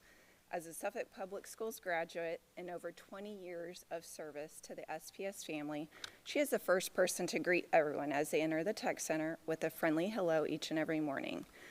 Jessie answers a help desk phone and it is the voice that will calm a frustrated caller and assist anyone with technical problems they are facing. Nobody calls the help desk to say, thank you, everything is working great today. They call when they are frustrated, something is not working, and they need an expert to help. Jessie is one of 2 people that helps to solve problems and calm the 2,100 employees in the division. In addition to being help desk support to staff members, Jessie is the hub to many processes that run in the background supporting the 2,100 staff members and 14,000 students within the division. She is the trainer and point of contact for clerks, guidance counselors, administrators, and others who utilize eSchool in the 21 school buildings and other departments within SPS. Each year, she is instrumental in making sure the student information system is ready for the rollover to the new school year and the vast amount of student data that is maintained and reported to the state. Any anomalies in the schedules and student information, she is there to offer guidance that is in the best interest of the student. Jessie goes above and beyond with customer service and has even delivered a hotspot to the resident of a student whose family was quarantined. This helped ensure the student was still successful while unexpectedly at home. Sometimes it seems like she waves a magic wand and magic happens. She is also known to boost morale in our technology department by organizing luncheon, recognizing coworkers' birthdays, and contributing to the favorable morale at work. Jessie has positively impacted all students and staff members within the division, and at the Tech Center, we truly appreciate all she does for the department, other staff members, and mostly for the students of Suffolk Public Schools.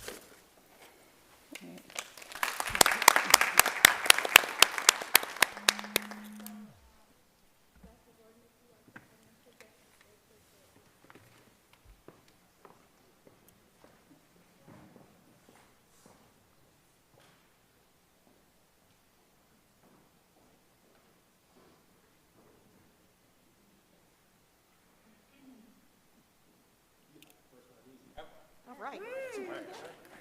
Setting a standard.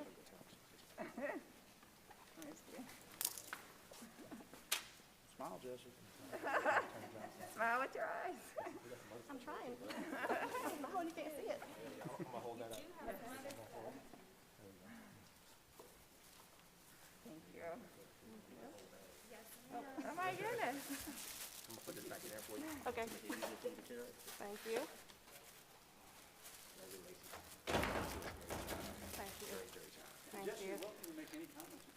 Thank you, John. Thank you. I'd just like to say thank you. This is really nice, and it's something that I look forward to coming to work every day with my team. I couldn't do any of what Sarah said without my team, my boss, and my supervisors. So thank you again.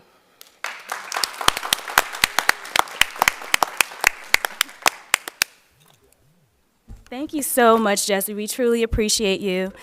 And our next award recipient for tonight is Miss Angela McElroy from Nansemond River High School. If you can come on down to the podium.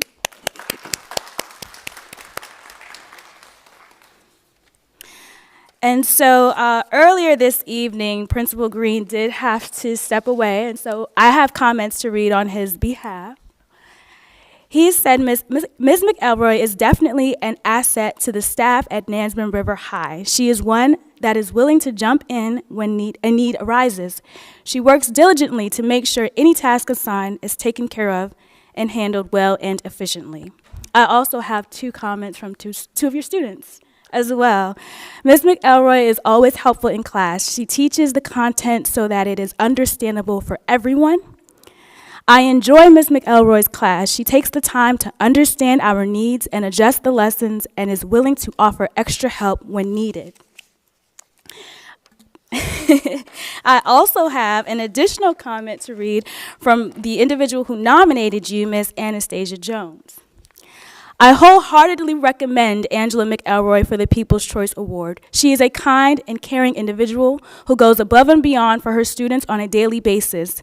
She is not only an asset to our school system, but also to our community as a whole. Though I have been teaching with Angela for the past 7 years, I have known her for much longer and can attest to her overall excellent character and desire to impart her gift of knowledge. Teaching is not just a job for Angela, it is a calling. After getting her teaching license, Angela was hired by SPS as an oceanography teacher. She has been a loyal member of the district ever since. Through her position as Nansemond River High School, she has grown as a teacher. She has never shirked her duties to her students or her school. She spent a couple of years coaching both soccer and volleyball because the school was in need of both coaches. She is the prom coordinator and spends countless hours calling venues and caterers and DJs and putting together the only dance some of our students will ever attend. Nearly every year, she is asked to teach a different course load. Sometimes it is inclusion classes, sometimes she's asked to teach earth science, and sometimes she is given both oceanography and earth science. But she never finds excuses not to do what is asked, and instead looks at each year as a new challenge. In addition to all of her extracurricular work, Angela still manages to plan engaging lessons for her students. She took a course that had only a couple of sections with a few students interested in taking it and turned it into a course in which everyone wants to be in.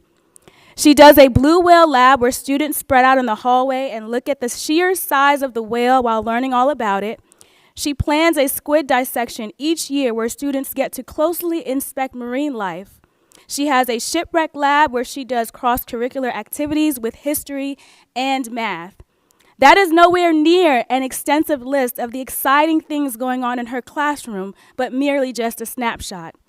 Angela also used to plan exciting educational field trips for her classes.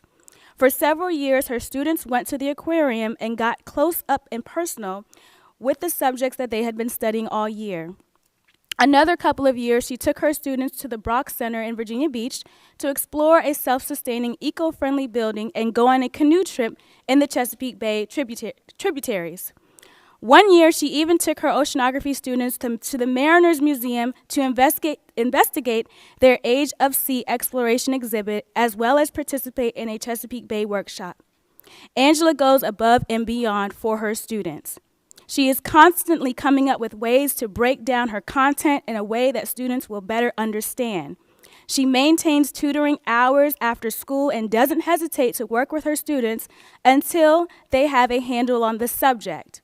While putting her all into her lessons and her activities, Angela still manages to be an asset to her fellow teachers. She is so technological savvy that her coworkers go to her when they have tech problems, so she's even known in the technology department. These activities give insight as to what kind of teacher Ms. McElroy is, but her involvement doesn't stop there. She participates in countless community activities throughout the year, such as the Community Art Project at the Suffolk Art Gallery, Suffolk's annual recycling food drives, and last year she played a part in creating a traveling bottle top mural for Suffolk's Litter Control Department. She and her students collected hundreds of plastic bottle tops and then spent a Saturday sticking them all onto canvases to make a picture. The art pieces highlight the dangers of plastic pollution in the marine world. This mural was displayed in the front foyer of Nansemond River High School for a while and has been since on tour around our city. Angela must be doing something right. I do not hesitate to recommend her for the People's Choice Award. She is an immensely positive teacher who excels at her job and loves her students.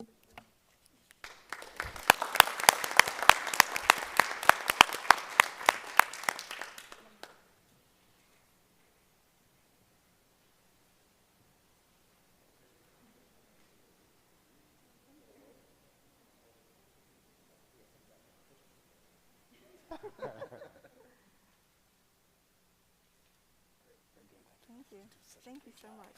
Thank you.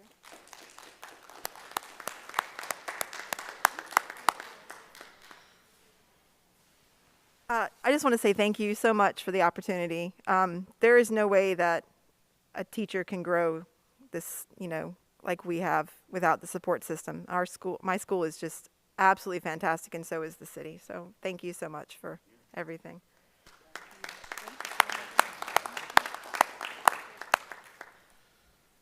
Thank you so much. This does conclude our good news report this evening.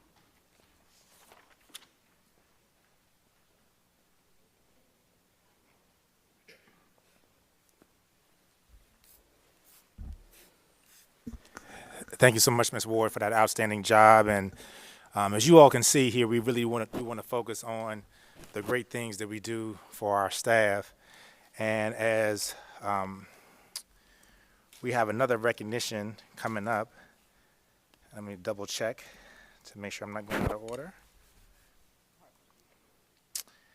We're going to ask our SPS art teachers to come up right now for a school board appreciation gift.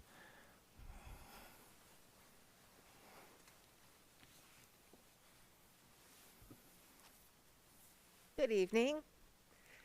My name is Sandy Darden. I teach at Kings Fork Middle School. And this is Cynthia O'Hara. She teaches at John Yates. And we are here representing the art teachers of Suffolk Public Schools. And we really want to make sure that we recognize that we know that your job is one of service and that it is often thankless. And we just want to make sure that you know that we really do appreciate all that you do. And so we kind of wanted to combine our appreciation gift because we know it was last month was School Board Appreciation, but this month is Youth Art Month. And so it's where we highlight especially the fact that art in schools keeps kids in schools. And you guys over the years have truly shown your support to us, and we cannot thank you enough for that. And our programs are growing as a result of it. So thank you very, very much. Thank you.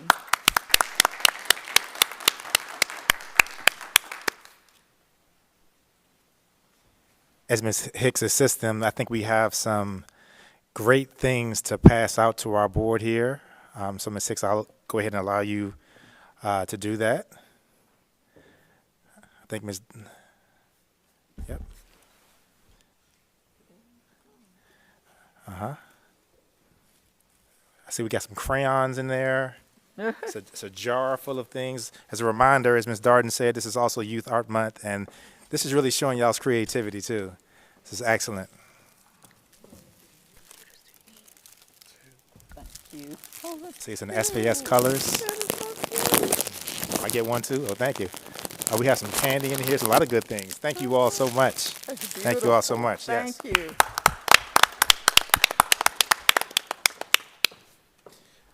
Madam Chair, before I get to the calendar of special events, I have a couple of comments, also as a report from the superintendent. As we have posted every probably Monday afternoon going back to June of 2020, we are happy that our data here in the city of Suffolk has finally gotten to the moderate level for total number of new cases per 100,000 and to the low level for the percent positivity rate. Which is, I'm assuming, is part of the reason why Ms. Jenkins had asked for this topic to be discussed at the next available meeting, more than likely on March 24th for the board. As we have made those adjustments based on new laws that were passed, also conversations that we had with the Employee Association of Suffolk. Thank you, Ms. Williams, for providing me some insight. Thank you to Dr. Brown for having conversations with our bus drivers. We actually did a poll of 81 bus drivers for information that Dr. Buck had asked for as we were planning for any potential transitions, and 41 of our bus drivers stated that they would prefer for students to continue to wear their masks. 40 of them were comfortable with masks being optional. And as we know, with transportation being a huge focus for the school division, thank you to some of the adjustments that's been made under our transportation lead, Dr. Whiting. Missing any driver creates an extreme delay. And I believe that was part of the reason why we continue to have conversations about that, because we're concerned about our drivers not feeling comfortable wanting to show up, which means the students would lose more instructional time. I also want to remind everyone of our Facebook Live that we're doing tomorrow at 2 p.m. to discuss the budgets and other topics that are coming in to the Community Engagement Office. That Facebook Live will also be recorded, also shown on YouTube for you to be able to watch it at any point in time. And Dr. Buck, I also have another announcement for you that I shared with Ms. Byram yesterday. Congratulations to our school bookkeepers. Those individuals did a tremendous job, as well as our directors of student activities. No comments for the audit for school activity funds. 0. Another perfect audit from our bookkeepers. Great job. We are thrilled with the outstanding work that they continue to do, and regardless of false narratives that for some reason continue to be shared, the auditors from the city, once again, has proven that the bookkeepers, budgeting and financing department, directors of student activities are doing an excellent job with their transactions, record keeping, and evidence. More money has been coming into SPS, not only because of grants, because of the outstanding jobs from our teams, as you heard from Ms. Ward's report. Winter sports, Suffolk is where champions reign, wrestling champions, champions in indoor track, both boys and girls, champions on a hardwood. Once again, congratulations to the Lady Bulldogs, who today at approximately 2:30 p.m. finished off winning their first girls basketball state championship over Millbrook High. Yes, excellent, excellent. But the regional champions, I mean, as you think about it, all 3 of our schools had champions in multiple sports, all 3 of them. And not even to mention all of those individuals that made All-State for cheering, as well as our swimming individuals that made it to the state tournament. That's right. So, you know, sometimes for some reason there's discussions about where we are investing our money. We are investing our money in kids. And just in case you did not know, the city of Suffolk is where champions reign, and I'm so proud of that. Definitely so proud of that. Thank you to Ms. Pichon for your excellent report on our Vkrp data and our PAL scores. Thank you to Lakeisha McCoy, our English specialist, Kelly Greening, our math specialist. And just to reiterate, because once again, I just don't understand why some of the misinformation continues to be out there, Suffolk Public Schools was above the state average in overall readiness, which proves to me that our pre-K and early childhood programs are working. It also shows me that our summer bridge model that we did last year and our summer series programs were successful. PAL scores also above the state level. Early mathematic assessments. This also tells me that the partnership that we have with our parents has been tremendous. They're actually using the resources that have been provided by the school division and doing an excellent job in making sure they have the contact. Because, you know, we always have interesting situations where individuals will say things about the school system, but we will not let them insult our teachers. And our teachers did a great job, of having these assessments 6 weeks in to the school year. After last year at the elementary level, they had 15 total days of face-to-face instruction. 15. And the programs that Dr. Branch and Dr. Lawson Davenport, the entire teaching and learning team, worked so well, and our teachers bought in. So to have early mathematic assessments and child behavior with social skills.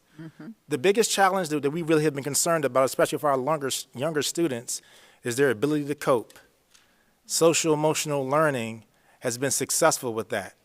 Our threat assessments have gone up in the school division, which is a good thing. Because if your threat assessments go up and you have the ability to save one life, that means that the program is working and you're doing your job. But this also tells me that the social skills that we're seeing in special education classes, general education classes that are following our kids throughout has been extremely successful. Those teachers, those parents, and those students are the real superheroes here during the Food Nutrition Superhero Week. And I know that people saw our video that we did. Thank you to the Community Engagement Department and the Food Nutrition Department for putting that together. We got it done in 2 takes. And we were so excited about that. It's a really great time here in Suffolk Public Schools. We're going to continue to celebrate our students. And one of the things I always feel is very interesting is we took a look from the budget proposal that we did last month. Thank you to Ms. Forsman for the outstanding job, is that our primary goal was to make SPS more competitive and be able to outbid some of our neighbors for staff and teachers. So to Dr. Buck's point, once we see students on the screen that want to come back, we're going to lock them in. We're going to lock them in.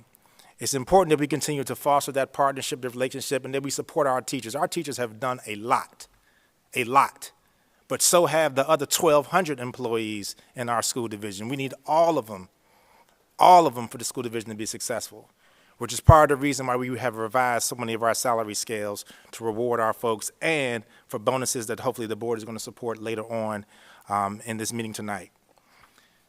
Dr. Buck, for our calendar of special events, this is VSBA Equity in Education Month, also Music in Our Schools Month, Women's History Month, and Youth Art Month. Can't wait to open this up. Thank you all so much. This is also National School Social Work Week, National School Breakfast Week. Early dismissal for students. Our next one will be on March 9th, which was actually yesterday. Daylight Savings Time. Spring forward. Don't forget, March 13th. We don't want to have a lot of tardy passes the next day on Monday, all right? First day of spring officially for the spring solstice is March 20th. Early dismissal for our students, the next half day will be March 23rd. Our annual Youth Art Festival taking place at Kings Fork Middle School will be March 26th. Our National School Library Month starts next month in April. Media Specialist Appreciation Day will be April 6th. And our next school board meeting, Madam Chair, will be April 7th. Thank you so much for all the outstanding work. One of the focus that the board really gave us was to make sure that we continue to highlight the great staff that we have here in SPS. Ms. Ward is trying to give me the credit. The People's Choice Awards was her idea. And I love the way those trophies look. And we will do anything that we can to continue to recognize and celebrate our staff. Thank you, Dr. Buck. Thank you, Dr. Gordon. We are going to move to the consent agenda. May I have a motion to approve the consent agenda? Madam Chair, I make a motion that we approve the consent agenda as written. Second. It's been moved and seconded that we approve the consent agenda. Are there questions or comments? Okay. Hearing none, Madam Clerk. Board members, please vote. Board Member Howell? Yes. Board Member Jenkins? Yes. Board Member Mayo? Yes. Board Member Riddick? Yes. Vice Chair Byram? Yes. Board Chair Brooks Buck? Yes. Motion passed. Okay. We're going to move forward. We have one announcement to make. We have one personnel announcement we'd like to make. Thank you, Dr. Buck.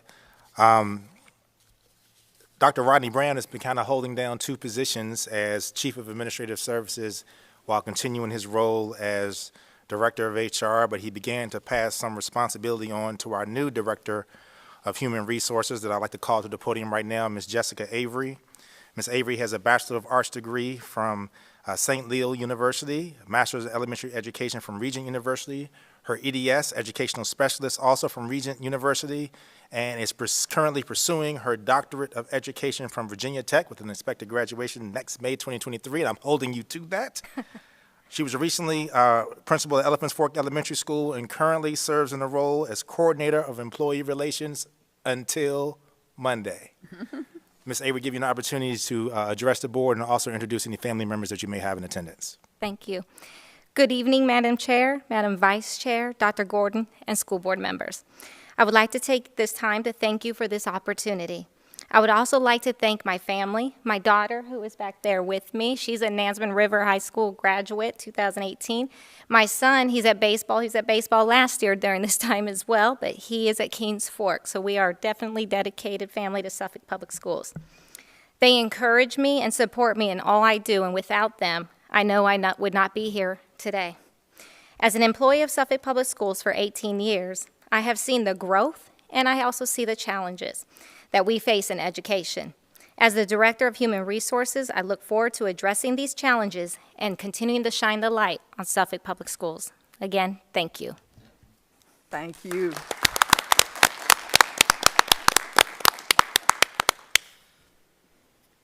We move forward to new business. And these are action items. Payment of the bonus to employees of Suffolk Public Schools.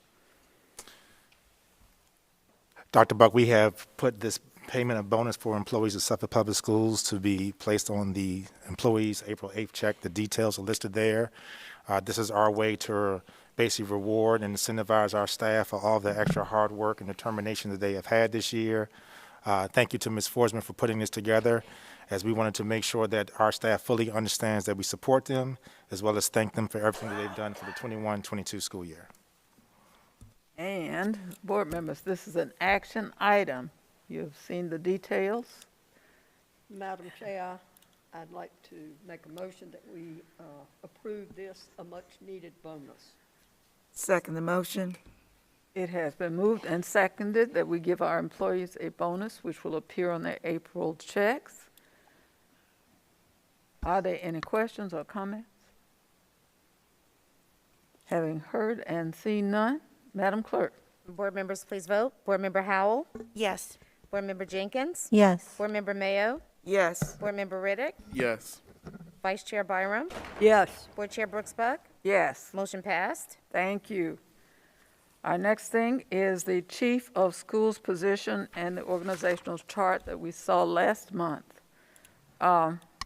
We want to approve that position on the organizational chart. Dr. Gordon explained that to us last month as we saw it. There are chief of schools in other organizations. We've seen how those things work. Do we have a motion to approve the organizational chart? Move to approve. We have a motion to move to approve. Is there a second? Second the motion. It's been moved and seconded that we approve that position on the organizational chart. Are there questions? All right. Madam Clerk? Board Member Howell? Yes. Board Member Jenkins? Yes. Board Member Mayo? Yes. Board Member Riddick? Yes. Vice Chair Byram? Yes. Board Chair Brooks Buck? Yes. Motion passed. We are setting a date of March 24th at 6 p.m. for a special school board meeting here at Colonel Fred Cherry for the budget work session discussion of the approval of the superintendent's proposed budget. This is an action item to set the date. This is setting the date and the time. Is this consistent with board member schedules? Madam Chair, I recommend that we approve March 24th, 2022, 6 p.m. for the special budget school board hearing at Colonel Fred Cherry on the budget. Second. Madam Chair, if I may, I Yes. believe earlier, Board Member Jenkins had asked that an additional item be added to that March 24th special meeting. Right. If that is so, as you approve the date for this special meeting, if that is going to be included, it needs to be part of this motion. Motion to approve this special meeting with that item Okay. included. Madam Chair, I also have a question. Oh, yes. If the parent is available on this date, is that something that we have to add at this point now In the motion. in the motion? Yes. Okay. So would you amend the motion? to Yes, say- Madam Chair, amend the motion to set March 24th for the special school board meeting at Colonel Fred Cherry for budget work, also for discussion of mask and a student appeal. Second. It's been moved and seconded that we add 2 other items to the special board meeting date of March 24th, the mask mandate discussion, as well as the special hearing 21/22-2, if the parent is available. It's been moved and seconded that we approve that, those 3 things. Are there other questions? Okay, Madam Clerk? Board members, please vote. Board Member Howell? Yes. Board Member Jenkins? Yes. Board Member Mayo? Yes. Board Member Riddick? Yes. Vice Chair Byram? Yes. Board Chair Brooks Buck? Yes. Motion passed. All right. Item number 4 is a resolution of the School Board of the City of Suffolk, Virginia, approving the policy services agreement between VSBA and Suffolk City School Board. Madam Chair, I move that we adopt Resolution 21/22-14, School Board of the City of Suffolk approving the policy service with VSBA. Second. Is there a second? It's been moved and seconded that we approve the resolution for our policy services agreement with VSBA. Are there questions? Madam Clerk, we're ready to vote. Board members, please vote. Board Member Howell? Yes. Board Member Jenkins? Yes. Board Member Mayo? Yes. Board Member Riddick? Yes. Vice Chair Byram? Yes. Board Chair Brooks Buck? Yes. Motion passed. And then number 5, resolution number 21/22:15:, a resolution of the school board for the city of Suffolk, Virginia, approving an award to Northeast Contracting Corporation and Roof Services, a Tecta Company, LLC, pursuant to written invitation to bid issued for by Suffolk Public Schools. Is there a motion to approve? Madam Chair, I move that we approve resolution number 21/22-15, a resolution of the school board to approve an award to Northeast Contracting Corporation and Roof Services, Tecta Company, pursuant to a written invitation to bid issued by Suffolk Public Schools. Is there a second? Second the motion. It's been moved and seconded that we approve this contract.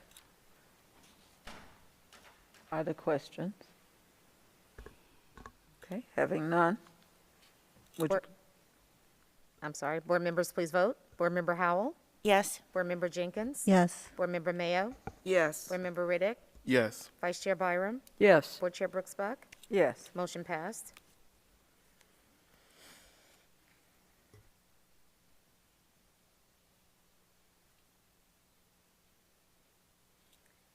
We're moving to our next section on public speakers on non-agenda items, non-agenda topics. We are going to read a statement. We ask that all speakers be respectful, no passive-aggressive comments that are not consistent with the statement. Please don't do that because we don't want to have confusion. We do want to hear from the public. Madam Clerk, if you'll read the statement, just as a reminder.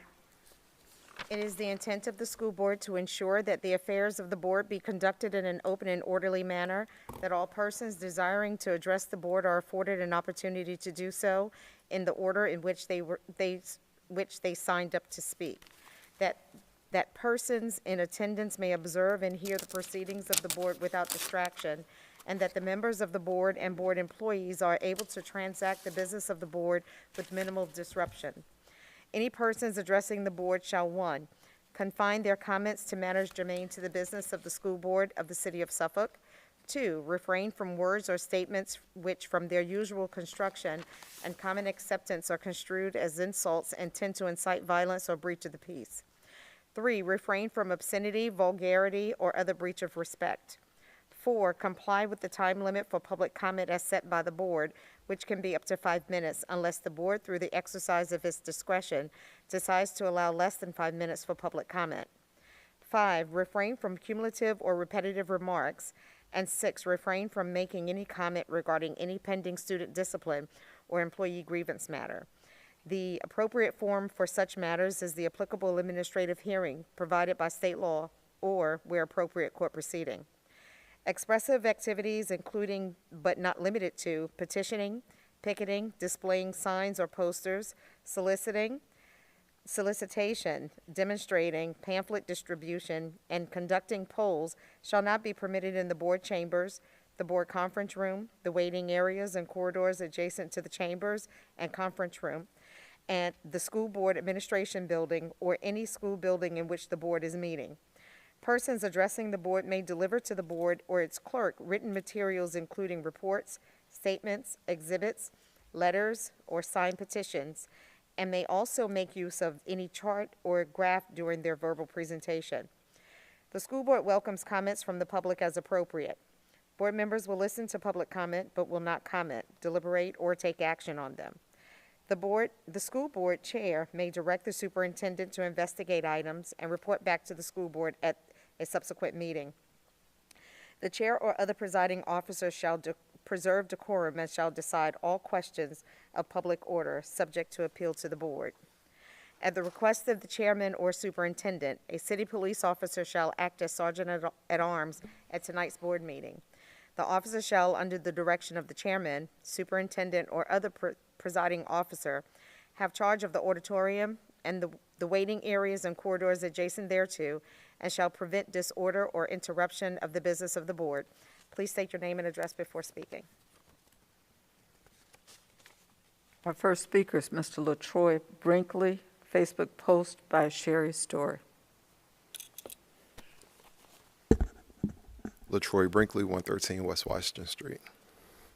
Good evening, Superintendent Gordon, Chairman Brooks, and seated board members.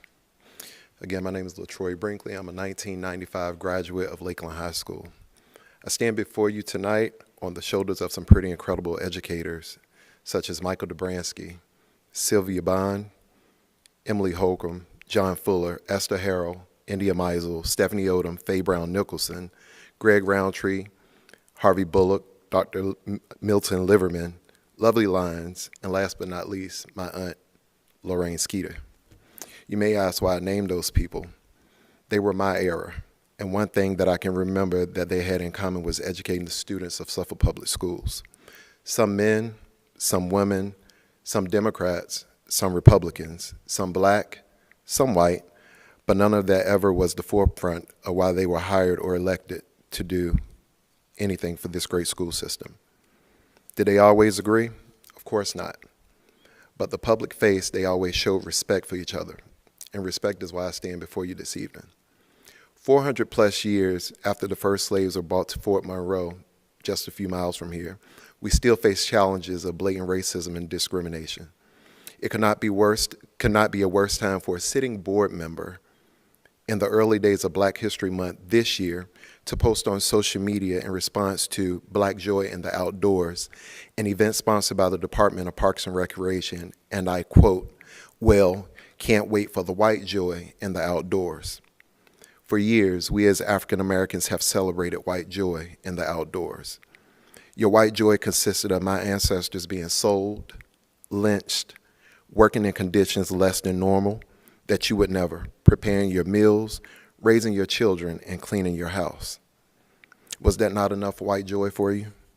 Maybe watching us being beat through ways of police brutality, or being slighted from jobs we were qualified for, or maybe even not receiving a fair wage, and you wonder why when you will have white joy. Then I began to feel sorry for you because it seems there could be some mental issues possibly, because you can't seem to stay off social media being negative. Just the other day you posted about Coach Fafana and the Kings Fort girls basketball team traveling on a charter bus to state championship game, and you referenced equity. I wonder if you would have said anything if his blackface wasn't posted as the black man who coached this wonderful team in your district. By the way, they won today. Instead of congratulating them and bidding them safe travels, you decided to talk about how they got there and where the money came from. This doesn't seem weird to you? It always amazes me when someone of your stature speaks about equity when you're part of the majority. You have no idea. This post was disturbing as ex-students of yours chimed in. One said she's always been nasty towards black people. A mother chimed in and she said you called her daughter a monkey. A young man recalled you saying there was no need for him to take weighted classes because he would never be anything. But then I felt sorry for the ignorance that you portrayed. You're experiencing what I call minority syndrome. Now, isn't this something?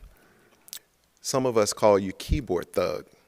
You type a post and then you delete it. When you're approached for the response, you have no idea what we're talking about.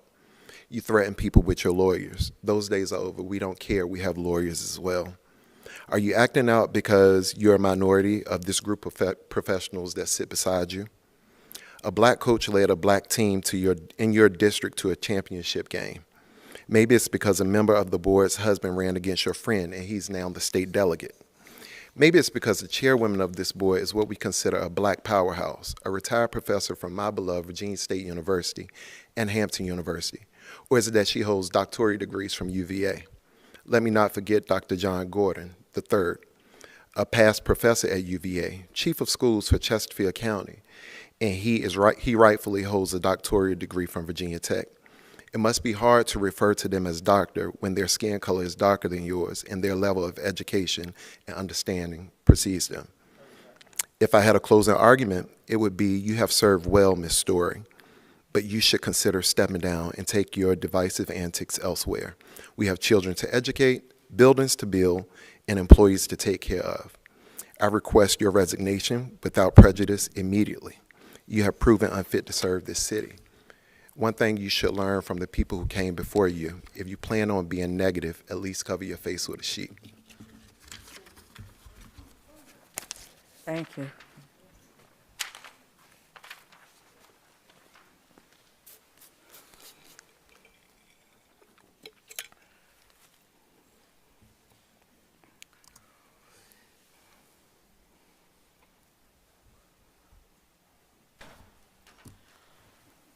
Next speaker is Joan Turner.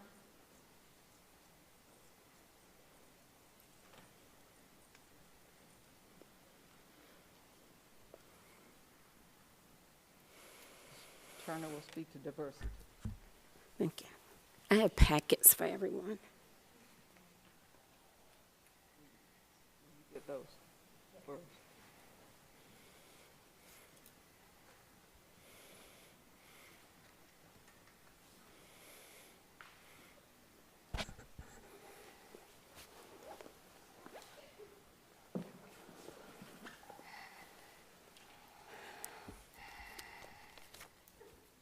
Good evening. My name is Joan Turner, and I am a lifelong resident of Suffolk, Virginia. I was educated in Suffolk Public Schools as well as my adult children and presently my grandson. I'm coming to each of you in hopes that you will truly listen and take an interest in considering all school board members, principals, and teachers to attend a diversity class or workshop that can assist all in understanding the different cultures that not only surround our country, but also the city of Suffolk and the schools. I continue to pray for a resolution from each of you to agree to disagree and to keep pressing for the betterment for the children and all of the Suffolk Public Schools employees. Yes, each one of them. And I leave you with this. I was truly disturbed at the social media post of a City of Suffolk Public Schools principal who posted her child in a black face in May of 2021 and thought obviously that this was okay to place on social media. I was hurt, upset, and again disturbed. The black face in the African American history says this, and I quote, "Blackface is a form of theatrical makeup used predominantly by performers of non-African descent to portray a character of a black person. In the United States, the practice became common during the 19th century and contributed to the spread of racial stereotypes such as the happy-go-lucky darky on the plantation or the dandified coon. By the middle of the century, blackface minstrel shows had become a distinctive American art form, translating formal works such as opera into popular terms for a general audience. Early in the 20th century, blackface branched off from the minstrel show and became a form in its own right. In the United States, blackface declined in popularity beginning in the 1940s and into the civil rights movement of the 50s and 60s, generally considered highly offensive, disrespectful, and racist by the turn of the 21st century. With this being said, I am aware the principal sent a letter to parents stating her poor judgment and apologized for her actions. However, again, this should have been a lesson to each one of you, that there is certainly a time to truly consider a diversity class for all. And now I see on LinkedIn that this same principal has obviously been laterally transferred to the school board office as a coordinator of compensatory programs. Again, this is truly disturbing to me and so many others in our community. I know that this is a lateral transfer because I have provided you also with copies of your Suffolk Public Schools classification and compensation plan book. So is this how we penalize her, or just move her so that parents can be quiet and the matters are pushed to the side? Well, tonight, I'm not being quiet. Transfers and the way things are handled by either administration or by this board should be looked at through another lens. Diversity, equity, and inclusion are critical components and hopefully ongoing efforts to not only enhance diversity in all forms, but to equalize access and opportunity for those who have been historically underrepresented and institutionally underserved so that all have the capacity to reach the heights of ambitions. I've also included for you in your packet a copy of a Facebook post that was shared by Ms. Sherry Story of this board. I am appalled at her comment on her post. Social media can hurt people, educate people, and or show people for who they are. Unfortunately, I have seen in this post just recently made during the month of February 2022, when Suffolk Parks and Recreation, who does well in our community, serves all barriers of age, color, race, and disability. Where is your accountability, and where is her accountability? If you have not walked in my shoes and the shoes of my ancestors, then you cannot and will not shame me or them and think we cannot understand your shadiness. I pray that as a Suffolk School Board member, you will not allow us to go back to the Jim Crow era. If you do not know what that is, please feel free to look it up. I leave this final word with you tonight. Please truly consider that each of you, administration, teachers, and all of you attend a cultural diversity class or workshop. It is truly needed, as just a few of these disturbing factors should be addressed. Thank you, and I hope that you listened well. Thank you so much. Thank you. Ms. Carly Bosco.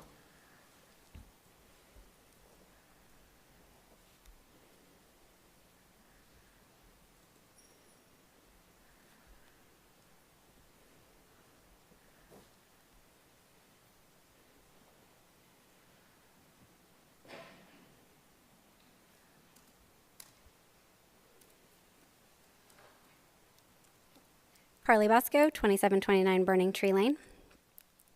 I'm here this evening to address the overall dynamics of this board. I'm certainly not the first person tonight or in previous meetings to speak on the clear dysfunction that is regularly on display, both by individual board members and as the board as a whole.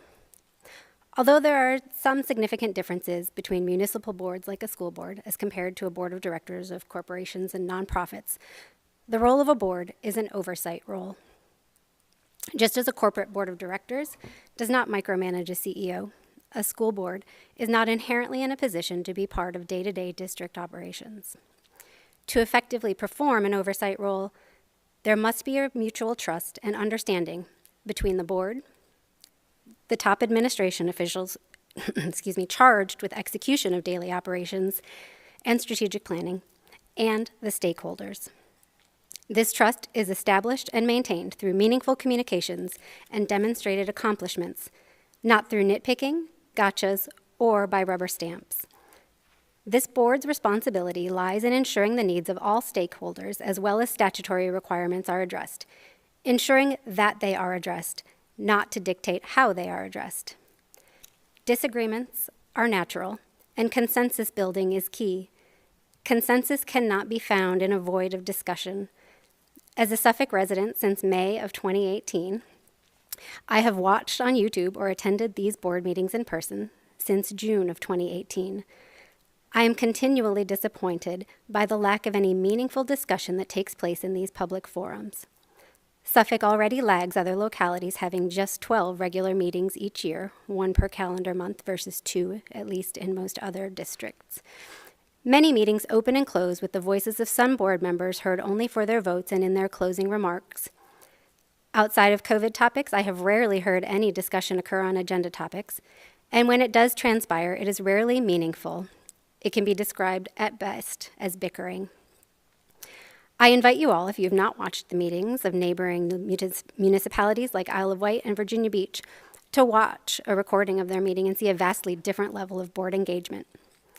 In the absence of discussion, how are we as constituents to have trust that you are actually engaged?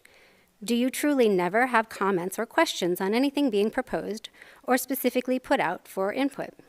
Is your interest solely in airing the worst attributes in public? So tonight, I'm here to ask each of you to reflect on a simple question. Why are you here? Any individual choosing to put themselves forward to serve in an elected position in the schools could have a variety of reasons to do so. Perhaps a general call to service and desire to give back to their community. Maybe a passion for growing future citizens in the most successful schools possible. Possibly to lend support to educators to have the most conducive work environments. These are strong positive motivators. An inherent desire to impart partisanship in one of our most important institutions is a strong negative motivator. While the old saying, all politics is local, is most certainly true, partisanship has no place in the running of our schools. The entire continuum of beliefs converge in the students of a public school setting. Partisanship serves only to hurt the very institution you are charged to build and maintain. If you are spending your time in Richmond lobbying for alternative paths for education like charter schools which demonstrably weaken neighborhood schools, how can you be trusted to be acting in the best interest of the students you serve? If you are spending your time focused on infighting and rebuttals, how can you be trusted to be acting in the best interest of the constituents you are charged to serve?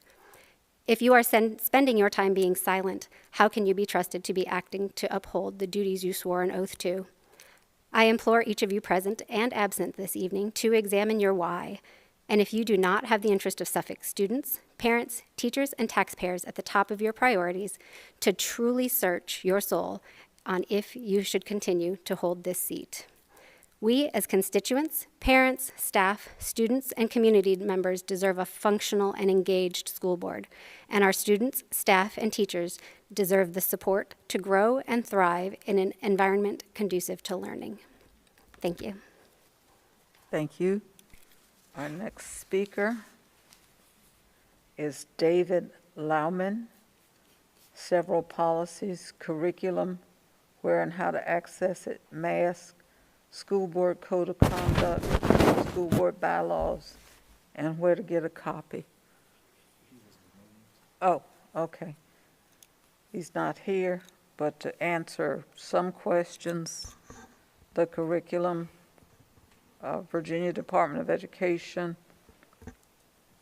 the policy manual is online with a click, Suffolk Public Schools Policy Handbook, and I'll go on to the next speaker, Ms. Amber Snodgrass. Amber Snodgrass, would you come forward? And achievement scores, student growth, SEL and rounded education, student discipline and injustice, mask, politics, overreach, board members' comments, SPS structure. Ms. Snodgrass.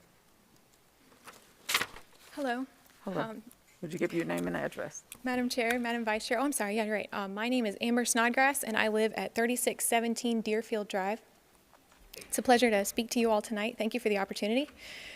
I've been observing these meetings for several months now, trying to get a feel for my community, since I'll have kids attending the public school system soon, and I'm troubled by some of what I see and hear.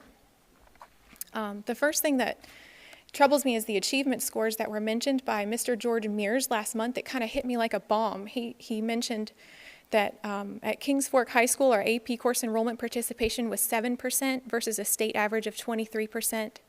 Our dual enrollment rate is 2% versus a state average of 9%. The Algebra 1 pass rate was less than 1%, and the state average is 89%. Now, afterwards, there were board comments, and he mentioned a couple other schools, but this kind of hit me like, wow, that's a big deal. It didn't seem like it landed on folks as I thought that it should have. And what I continually hear from you all is that there is no problem, but it seems like some people are bringing up problems. So I would love to hear that, like these statistics are alarming. I would think that we would be doing problem-solving sessions, like strategy sessions. What are we going to do to fix it? I feel like our students deserve the best.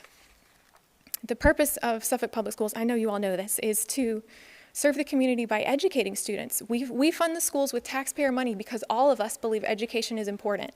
I believe every student can grow, and I would like to see a hunt for the best methods to increase achievement, like the future of our city depends upon it. There's no reason we can't have a world-class public education system that turns out renowned scholars, artists, athletes, which, praise God for the victories. I agree. It's exciting, the victories that have happened. Savvy business people and skilled workers. Our state has produced presidents, scientists, Ella Fitzgerald, Dave Matthews, Pharrell Williams, explorers who've gone to the North and South Pole, people who mapped ocean currents. This coming generation has untold potential. Let's show them what they're capable of and teach them how to maximize it. This is what I would love to see. All right, that said, I wonder why when we can't master the basics, I'm operating under that previous thing. All right, why are we adding in social and emotional learning? Is this taking up classroom time that should be given to sciences and maths, to increasing our algebra? Social and emotional learning is a parent's responsibility, and I would hate to see the school system try to usurp something that should be a parent's responsibility. Also, it offers a chance for third-party surveyors to data mine our children. I saw one of these surveys, and it had a lot of things about sexuality that were very disturbing. If any adult came to a child and asked them those questions, it would be considered grooming. It was very disturbing. To me, the downfalls outweigh the benefits of social and emotional learning, but that is just my view at this current time. Now, I'd like to bring up bullying because it comes up a lot in these meetings.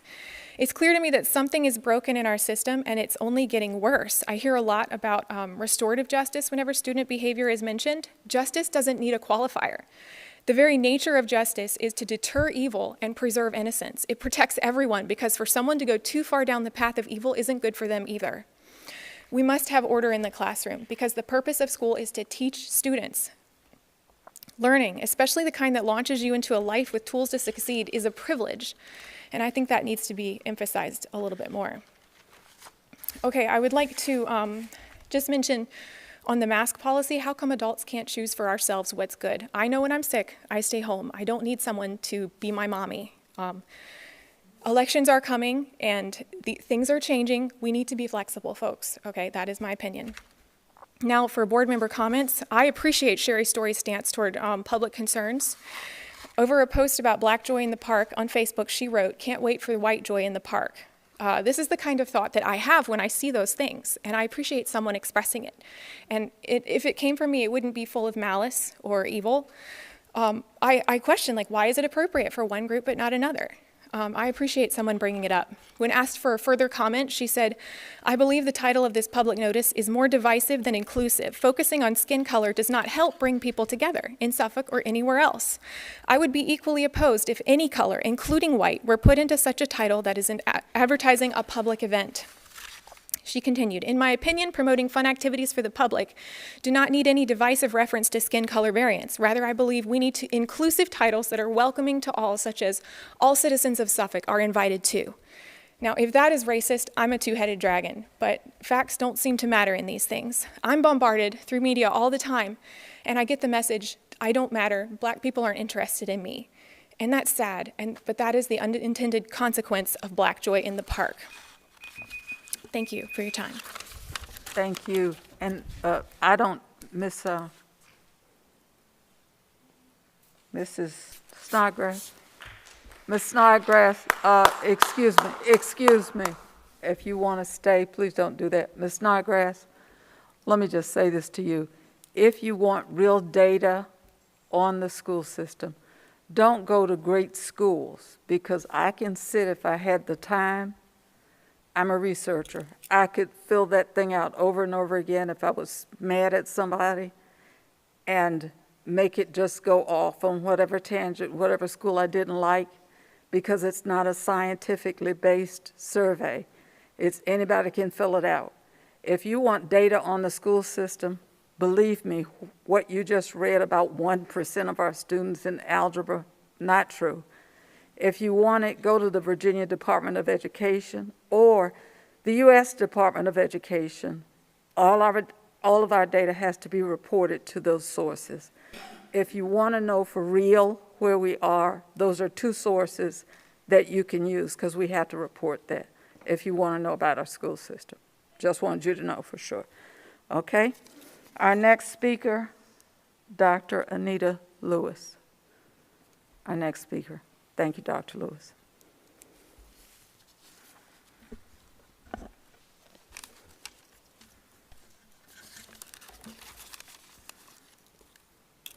First of all, I'd like to say good evening to all.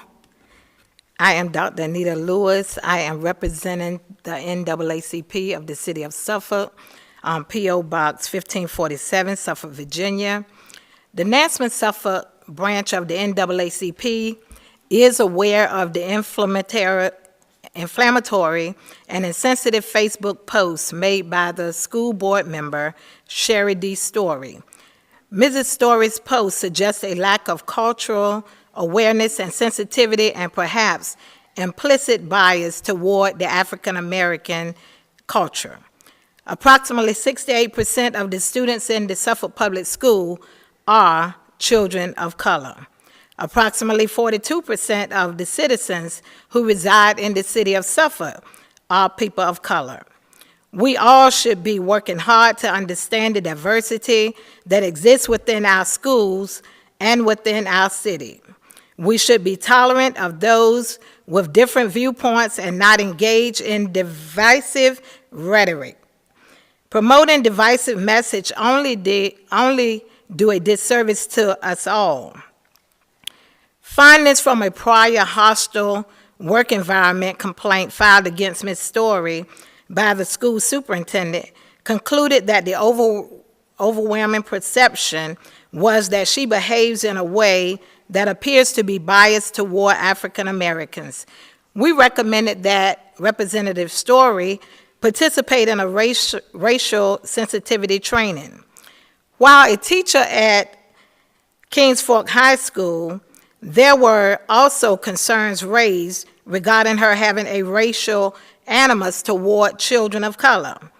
If Ms. Story was serious about addressing the concerns that are constantly being raised in the community regarding her implicit bias toward people of color, she would have participated in the racial sensitivity training that was recommended in the findings of the hostile work environment complaint. Her outright refusal to do so states that she does not care about the public's perception of her, nor is she interested in healing the rift that she has recklessly caused in the Black community. The Nansemond-Suffolk chapter of the NAACP strongly condemns this social post by Ms. Story, with its racial overtones and lack of respect for people of color. The recommendation of the Nansemond-Suffolk NAACP is that Ms. Sherry D. Story will voluntarily step down from her position or be recalled. Thank you. Thank you. Our next speaker, Mr. Travis McKinney, Leadership, Decision-Making, and the Community at Large.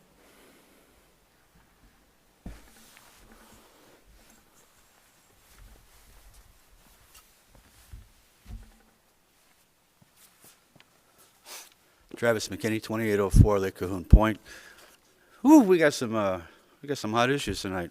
I came here to talk about leadership, decision-making, community involvement, and I guess I'm going to address some of the other earlier comments. I hear a lot of self-congratulations and self-appreciation come from this board as how you are community leaders. So let's have this debate. Leadership is the art of motivating a group of people to act toward achieving a common goal, the action of leading a group of people or an organization. Characteristics necessary in good leaders is critical thinking, decisiveness, problem solving, integrity, reliability, professionalism, communication, and active listening. The definition of a decision maker is a person who makes important decisions. Nowhere in the definition of a decision maker does it state that a decision maker is a leader or has to have leadership traits. This is why I classify the school board as a bunch of groups of decision makers and not leaders. Let's start my first example with a school formerly known as Pioneer. Pioneer is a person who is among the first to explore a settled new country or area. That's the definition. It can be associated with risk-taking, being bold, adventurous, a self-starter, or self-reliant.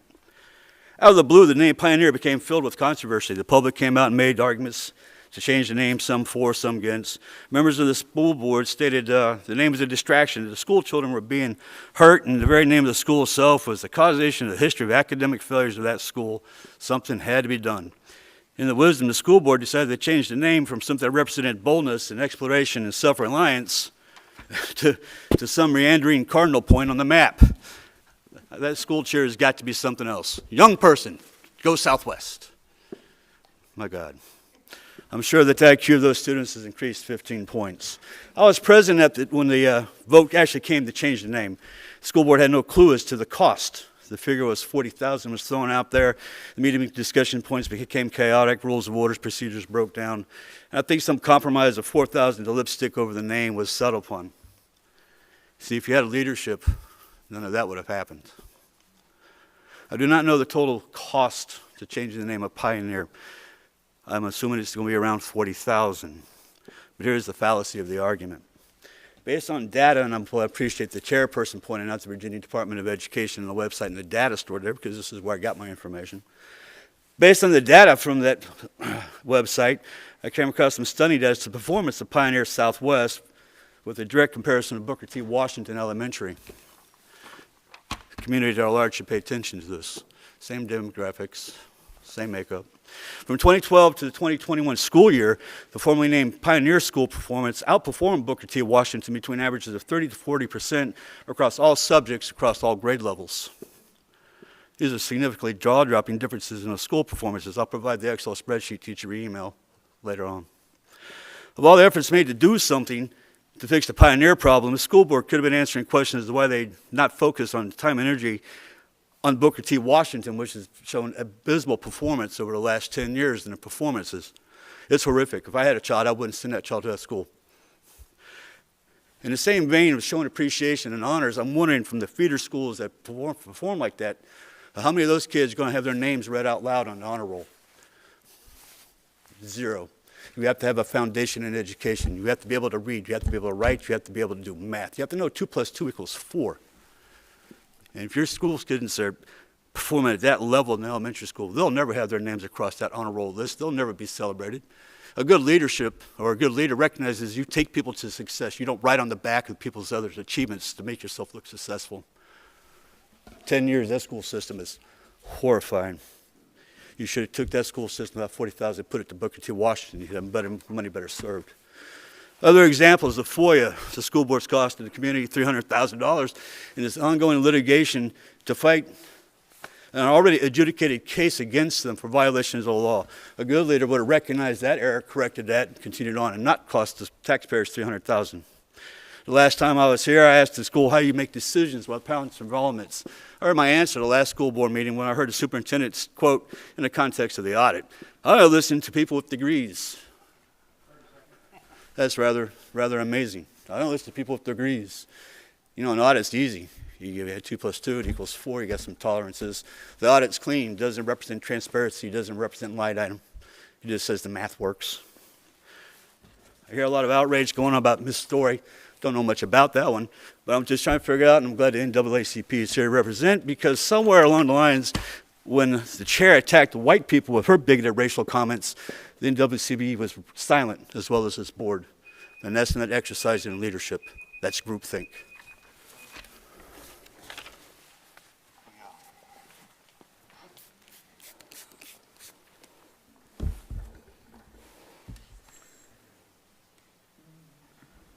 The next speaker is Janet McKinney.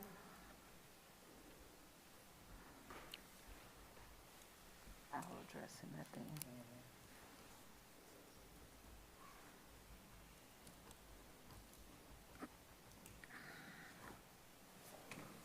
A furtive school board.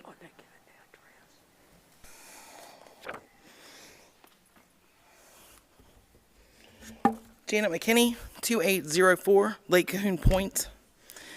If someone new to Suffolk were to ask me to describe this board, I would say that it is second to none in its audacity. This board chooses to exist in its own vacuum. It hasn't had a change in leadership in the past 4 years. The same 2 members have been chair and vice chair. Not only does the current chair have the audacity to label anyone who disagrees with her as racist, she also has the audacity to tell the mayor how the city council should organize the council's committees. But the audacity of the superintendent is without reproach. During a past school board meeting, he chose to have a shill present at that meeting in what can only be described as a test of the response of the Suffolk Police Department. That shill was thrown out of the meeting. In a letter to the police chief, the superintendent admitted to placing the shill and took exception with the fact that the officers didn't make sure the shill left the parking lot. How presumptuous and audacious of the superintendent, who does not appear to have any de-escalation or conflict resolution training, to question the actions of professionals whose very job revolves around conflict resolution and de-escalation. Aside from that, there's no doubt when you listen to the superintendent, he believes himself to be the smartest person in the conversation. You cannot come to him with an idea that differs from his, he will dismiss you out of hand. Only one person walked on water, and you, sir, not him. The audacity of this board continues in what little community engagement there is between the members of the board and the members of the public. Surely they don't consider themselves omnipotent and not in need of engaging with their constituents. Yet I am unable to find any outreach from my representative. An email is provided on the board's website, but any message sent is simply forwarded to the superintendent for comment or response. Pure audacity or indolence, maybe both. After Governor Youngkin's executive order as to parents being the final decision on students wearing masks, and before the new legislation affirming that executive order, this board stated they would continue to follow the CDC recommendations as to mask. Following the new legislation, the board said they would strongly encourage, quite insulting language, students to wear masks at school, and that masks were still required on school buses according to federal law. Although it's not a law, it's merely an executive order from the president, same as the executive order from the governor that this board chose to ignore. And it is arguable that that presidential executive order does not apply to school buses. Now the CDC has adjusted its recommendations, no longer recommending students wear masks on school buses. Yet this board continues to require masks by students on school buses. So is this board smarter than the CDC? Or does this board simply want to do its own thing, believing it is the smartest person in the conversation? Pure audacity. This board's stance on masks is making our children fearful. Who are they to believe? Their parents, their recognized medical professionals, the CDC, or this board?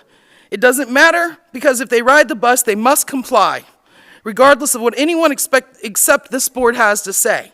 So this board is instilling fear in our children, fear that they will get sick if they don't wear a mask, and fear that they won't be able to get to school unless they comply with the board's myopic position as to mask. Audacity. Sadly, none of what any of us has to say here will make any difference. This board will continue doing what it wants to do because it operates in a vacuum, because it refuses to listen to the cares and concerns of the people it represents, because it has the audacity to believe that it is the ultimate authority. But you aren't the ultimate authority. We, the people, the citizens who elect you, we are the ultimate authority. Next person, Lena Badu or Bado. Environment of fear, retaliation, mask policy, elimination of unnecessary COVID protocols, City of Suffolk's COVID protocols, comments by the public, taxpayers or citizens, various news articles, board member comments, double standards, mass shaming, intimidation by the board, value of life, violence in schools, bullying, inability of board to accept responsibility. There are many more. I can't read them all. It's been wiped off. What was that? Go right ahead. Okay. Good evening. My name is Lena Badeau, 2014 Smalley's Dam Circle. First, I'd like to ask that if at any point you feel I'm off topic, if you would please reread the list of topics prior to interrupting my speech. Also, my speech is a little botched this month. I apologize. My first topic is board member comments. Actually, before I start, I just want to say that at all the board meetings I've been to, it is difficult to hear. It's difficult to hear you guys speak. It's difficult to hear the speaker speak. I don't know if there's anything that can be done about the mic volume, or maybe you're just have it set to where you can hear it on YouTube. I don't know, but it is difficult to hear when you're in the audience. So I just want to put that out there. All right, so my topics can be on board member comments. At the meeting last month, Mr. Riddick stated that we could really propel our students forward if we could stop fighting so much litigation. Well, this is possible. It's in your hands. Simply follow the rules, the law, and there would be no litigation. Ms. Jenkins stated that we're here for the students, not to bicker and fight each other. I find that ironic given the fact that she seconded the motion to have Ms. Story removed for not wearing a mask. Ms. Howell stated that there is much work to be done, communication is key, and we need to have professionalism and respect. I agree with that 100%, thank you. Ms. Brooks-Buck, you stated that most of the time people know what they've done wrong. Your words and actions certainly don't reflect that you believe that. You stated that you were being bullied by an individual in the room who was simply holding a recall sign. That is not bullying. Your advice to a middle school student that spoke up about her bullying was to ignore it, as that's what you do. That was a complete lack of responsibility on your part. Your job is to keep these kids safe. How can you state that we have a zero tolerance bullying policy when your response to a child being bullied is for her to ignore it? Next, I'd like to talk about the topic of the blatant disregard to the value of the life of your employees. On January 24th, SPS students had a virtual day due to the weather. School staff was expected to report to work on time, which I don't understand why teachers are expected to report to the building on what is considered an inclement weather day. The roads are obviously too slippery, too icy, too dangerous for school buses. Why do we expect our teachers to report when they have the ability to teach from home? Okay, but my purpose in this is that SAO had a 2-hour delay.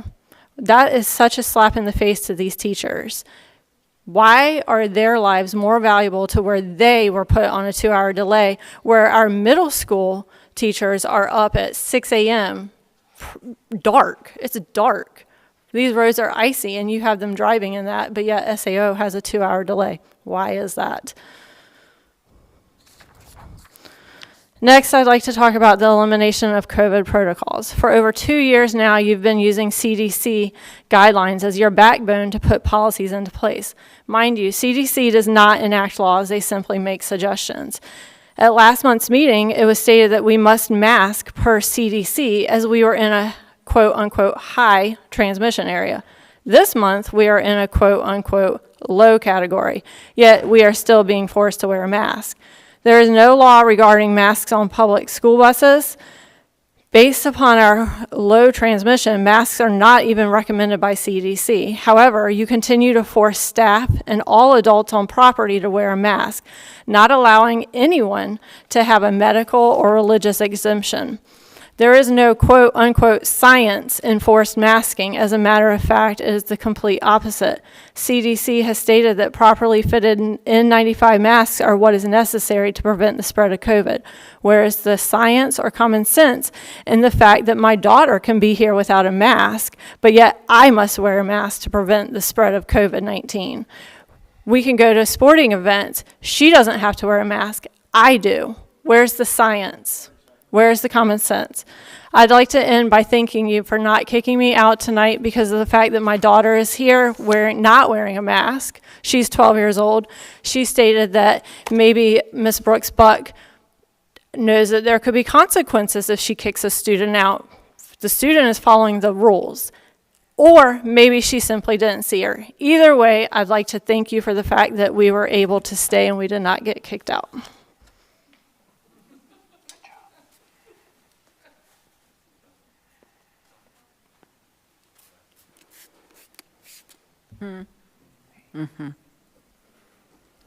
Zachy Edwards.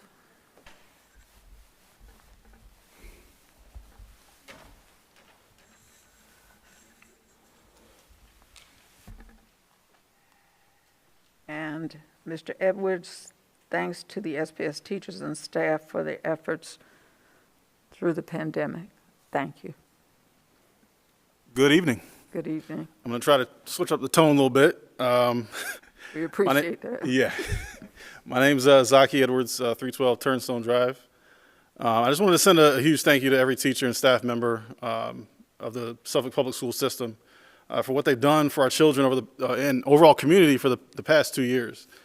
I now have 2 children in the school system, and I cannot thank Ms. Ortiz-Hawk and Mrs. Woodley for their outstanding jobs they've done this year.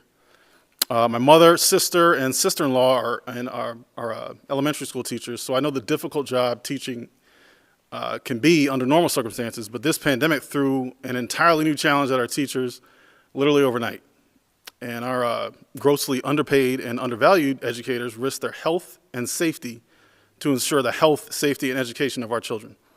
And along the way, students lost their teachers, teachers lost their students, and we all lost our way of life. And on top of that, many of us found new ways to make teachers' lives even more difficult by politicizing basic public safety and inventing completely made-up issues that now have teachers concerned about being reported, fired, fined, or jailed for teaching basic U.S. history. I truly hope we can find a way to come out of this pandemic stronger than we were when we entered it, but we need our educators if that is ever going to happen. And we need to find ways to make their lives easier instead of more difficult. So to all the public school teachers and staff in Suffolk and around the country, I just want to say that you are appreciated, you are loved, and we stand behind you as you continue to perform one of the most difficult and most essential jobs among us in educating our children. Thank you. Thank you. We appreciate it. Ms. Linda Johnson, Board Behavior Concerns. Oh, she's not going to be here. Thank you. We are finished with speakers. We have comments by board members, comments and reports by school board members. You want to go first? Okay. Board Member Howell. Good evening. Thank you all that came out tonight.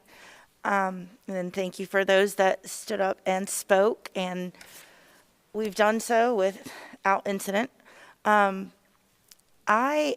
This is tough, guys. I'm the newest board member up here, and I appreciate all of your comments, all of your feedback. I know why I'm here to serve, and it is ultimately for the children, for the teachers, for achievement, and for success. And we all have to take a look inward, I think almost daily, in this culture that we live in.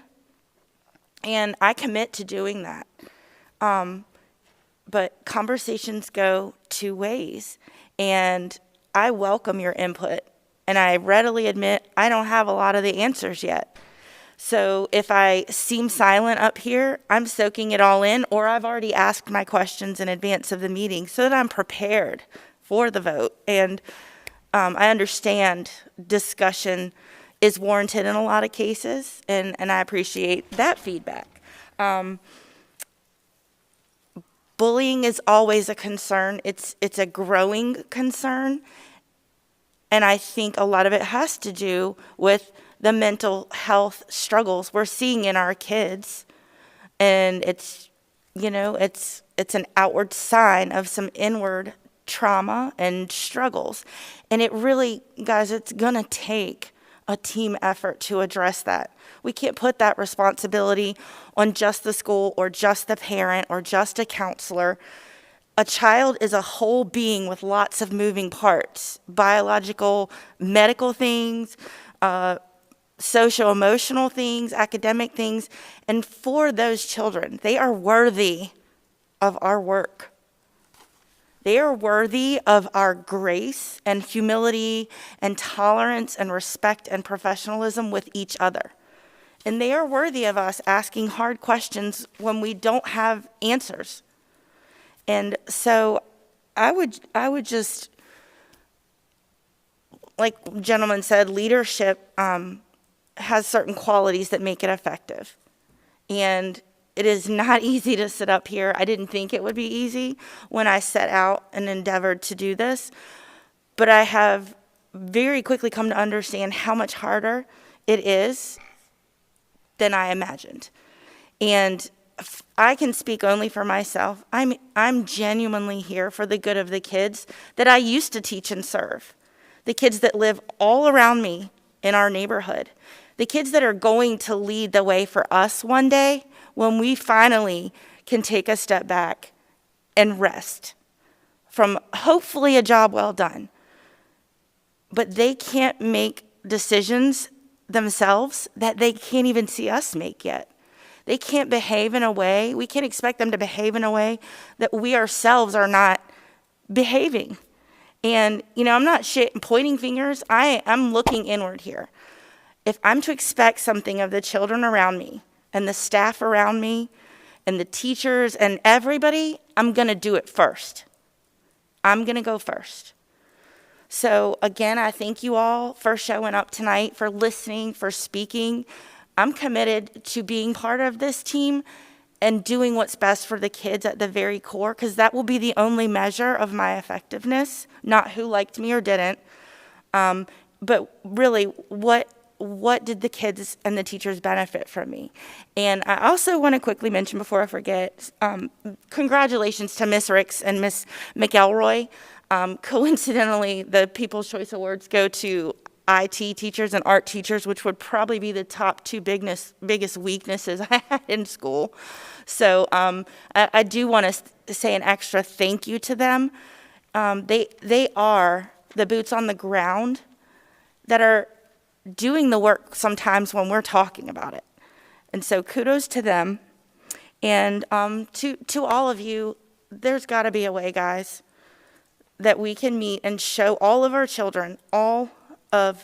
children, how to function as a society with love and grace and truth and strength and leave this world better than we inherited it.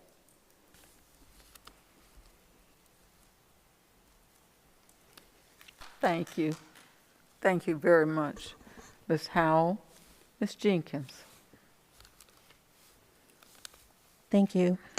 First of all, I just want to piggyback on the good news report and congratulate everyone that was honored on the good news report, especially our alumni who graduated from Suffolk Public Schools, Mr. Foster, who got a trade here, and now he's working in his trade and paying it forward and training other people to do what he was trained to do. That's the kind of students that we produce here in Suffolk Public Schools. Mr. Nathan Richardson, I've heard him so many times. He is an amazing speaker, and again, products of Suffolk Public School. And to Miss Jones, who has made history.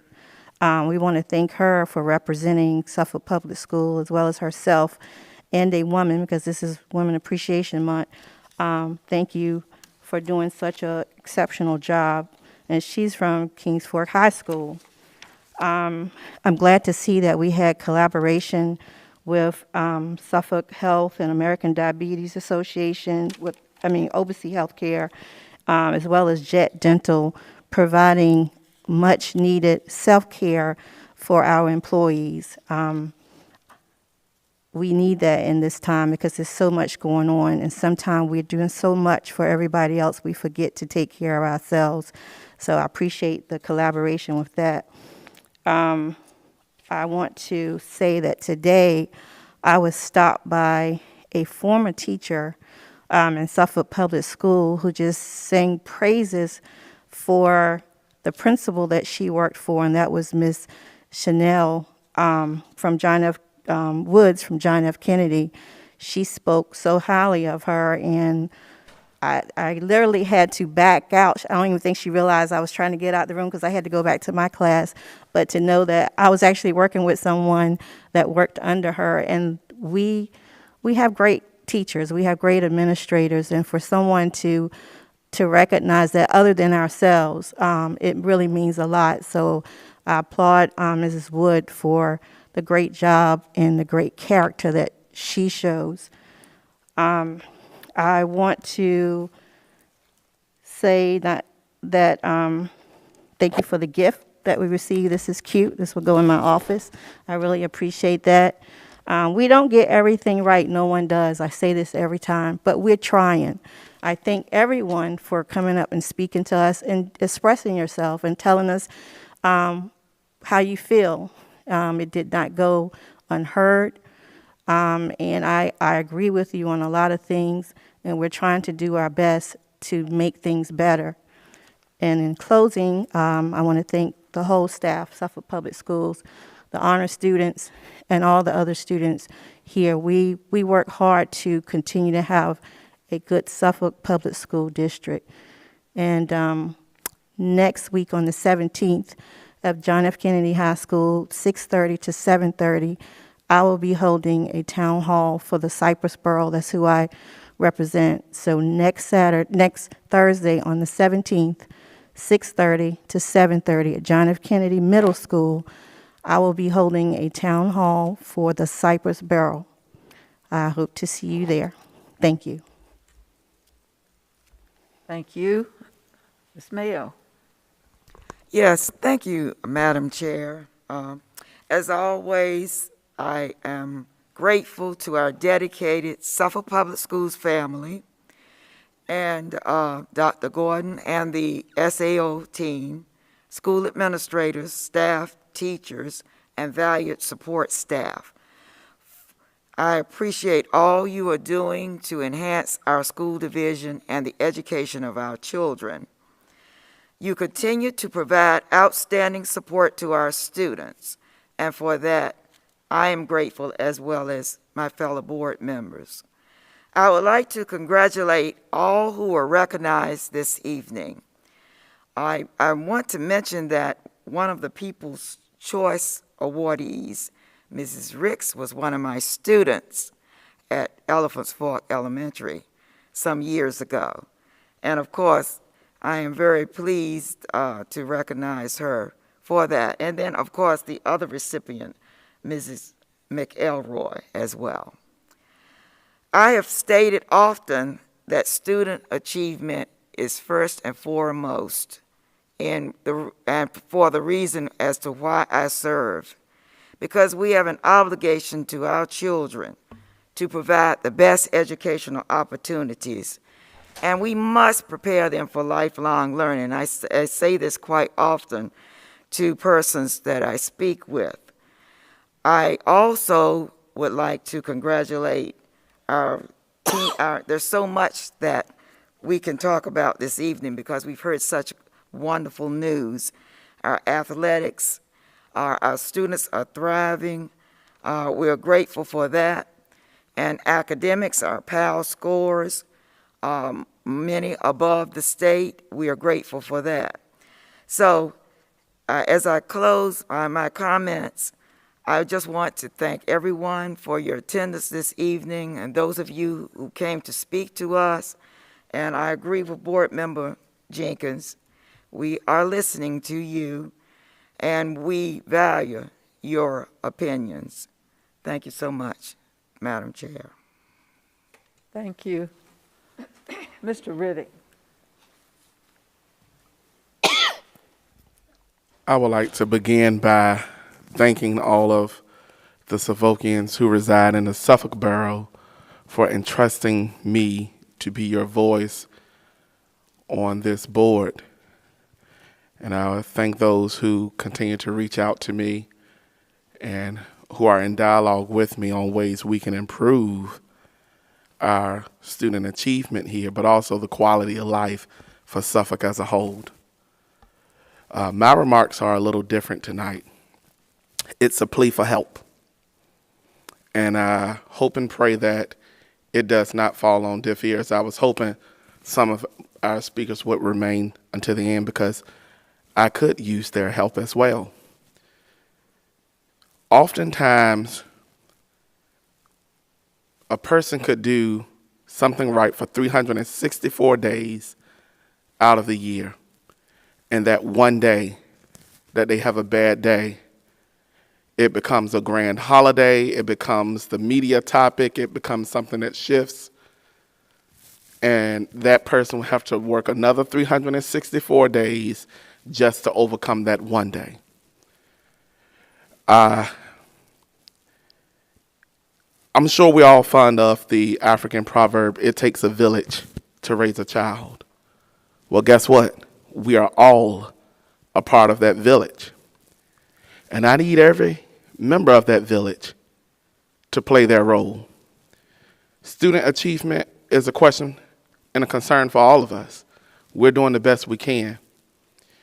One thing I did notice in my research, there are not a lot of tutoring centers in the city of Suffolk. This is my plea for help. All of the persons who are volunteering to come up to the meeting, who are not able to make it here at home, whatever ethnic group you may belong to, whatever you may live in the city, your service is needed. Your city is calling upon you. Especially if you live in the Suffolk Borough, I'm calling upon you. I beg you to open a tutoring center. If you possess the skill that could help students improve in areas of reading, writing, science, and social studies, please volunteer. We can come here, and I have a difference of an opinion of how to get to the top of the mountain, and you have a different opinion, and we can fight tit for tat all day. But the problem still remains.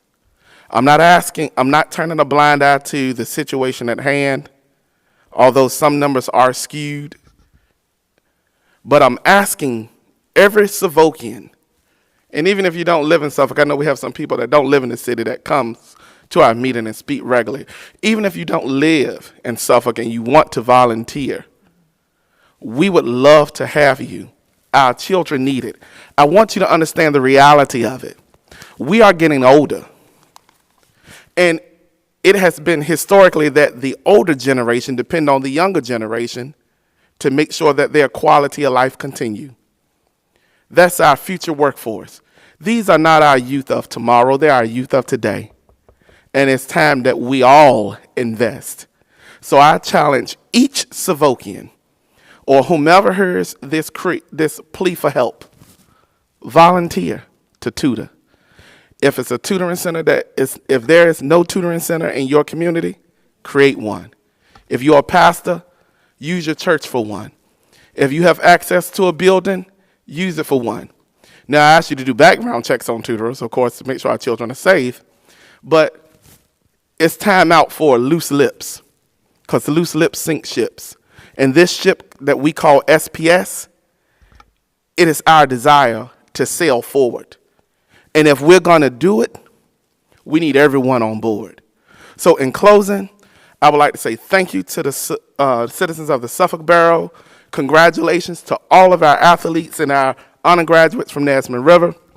A special congratulations to my alma mater, Kings Fork High School, and the winning of the state championship.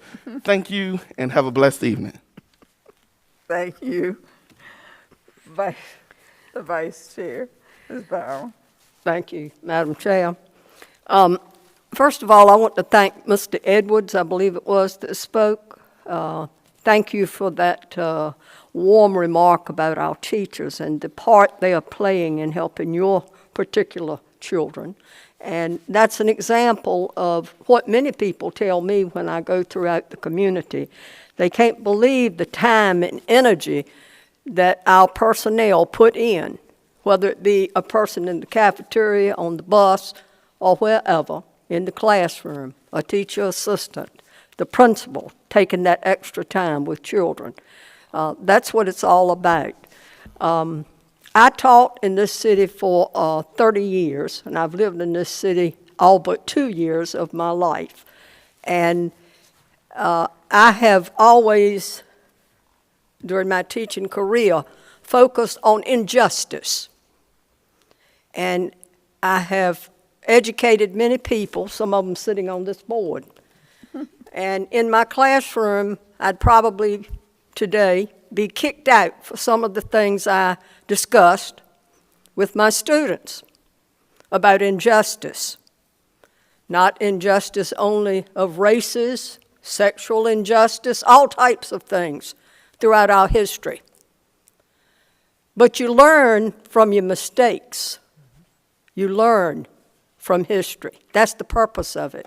You don't repeat it over and over.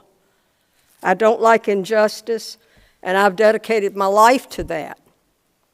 And my students that I've taught know that. And that's why I'm on this board, because I don't believe in injustice. And I believe every child in this city deserves the best quality education we can give. And as Ms. Jenkins said, we're not perfect.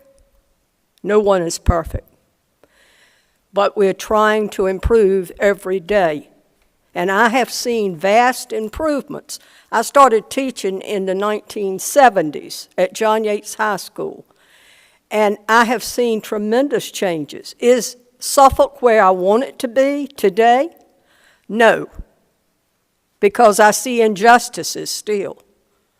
But I am saying to you that as long as I have breath in my body, I will fight against injustice. And when I see it, I will say so. I also want to say something to Ms. Howell. She's our newest member on the board. She has taken advantage of all kinds of training. And she is learning, as she said. And she has learned well, because she mentioned the fact, as someone mentioned in their remarks, that we sometimes don't discuss everything that comes before us here at this meeting. We receive this information well in advance from the clerk. And we know, and if we prepare, if we have questions, we know to ask the proper person, Dr. Gordon and his staff. And I'm glad to say that Ms. Howell has learned that lesson, because she explained that to you, that's how she addresses it. Other things that I want to say, I'm so pleased that we are giving our employees their needed bonuses. This is well-deserved, and I want to commend all of you. I want to commend Ms. Forsman and her staff in the finance department for figuring how we can do this, and for Dr. Gordon to spearhead this. It's much needed. We have repeatedly given bonuses when we could. We have tried to look after our employees. I was a teacher here for, as I said, 30 years, so I understand. I retired under VRS, you know, so I understand. Many of us up here know that. So we want to let you know that that bonus is well-deserved, and I thank you, Ms. Forsman, Dr. Gordon, for spearheading that. That is much deserved. To the art teachers who came, you have never let us down. I've been on this board for a long time, and you always show up and try to cheer us up, I think. And we have supported your art programs, and I know the importance of art in education. It reaches every child. Congratulations to the teachers that were in the spotlight. They are to be commended, all of our teachers. But I'm glad we spotlight certain people every month. And to those 188 honor graduates at Nansemond River, that is really something to cheer about, to be happy about. That is optimism, when we see those young people, what they have done. And the other graduates there have many accomplishments that we don't hear about, but they are making strides. They're really going to be an asset to our future. And I'll stop at that. Thank you, Dr. Bob. Thank you. Listen, there are some things that I know motivate people to do a good job. Telling people things like they can't read, or they don't do this, or they don't do that, is never motivation for people to do a good job, especially when it's not true. My job is the cleanup person for a lot of the things that you've heard tonight that are simply not true. I mean, I don't know any other way to put them. I don't know what the purpose was, but some things are not true. There was no shield in the parking lot for anybody to be thrown out of the meeting. That's just not true. Dr. Gordon didn't invite somebody to be thrown out of the meeting. That's not true. And that needs to be cleared up right away. We named Pioneer Elementary School not after some great pioneer. It's on Pioneer Road. That's where the name came from. The street the school is located on is Pioneer Road. There was not a lot of thought in that. It's just Pioneer Road. Now, it got to be Pioneer even after the committee, when we name a school, the board appoints, each board member appoints a person. We appointed people to a committee called a naming committee. The naming committee voted to name the school Southwestern, which was the school the new school replaced.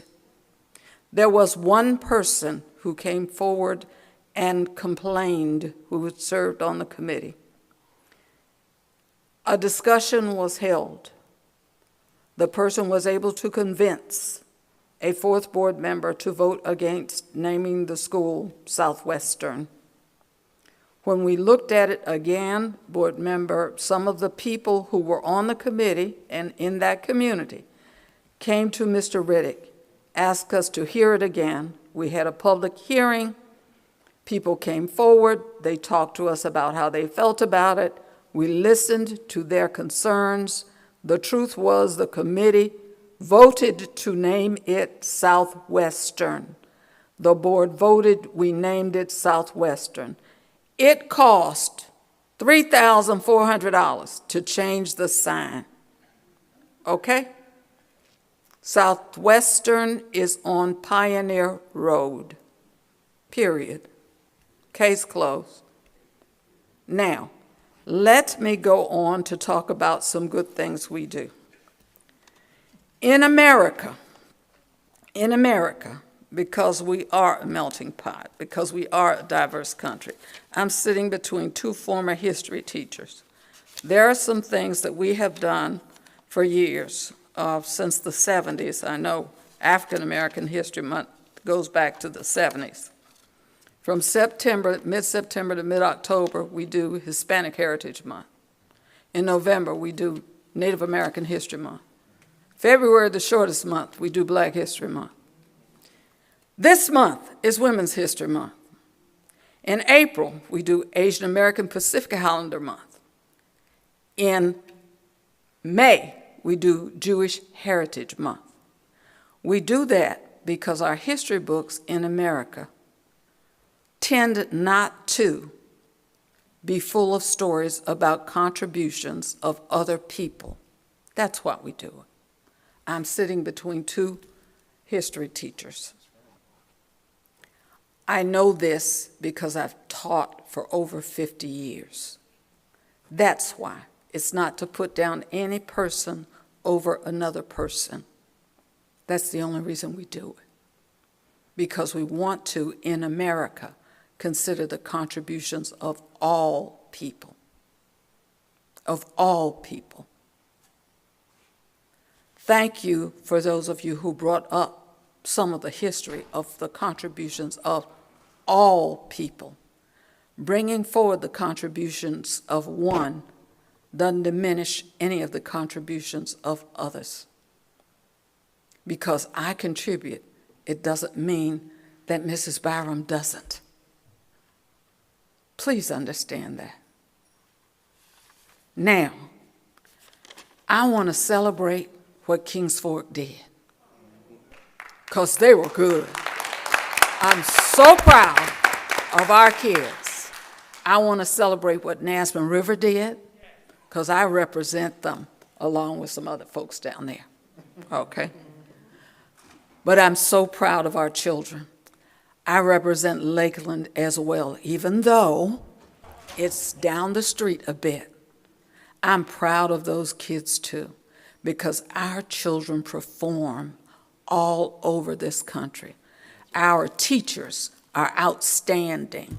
They get national and international recognition. That's how outstanding they are. Our staff members perform well. You don't get people to do a good job by telling them they're awful. You don't get children to do a good job by telling them they can't read, they can't write, they can't do this, they can't do that.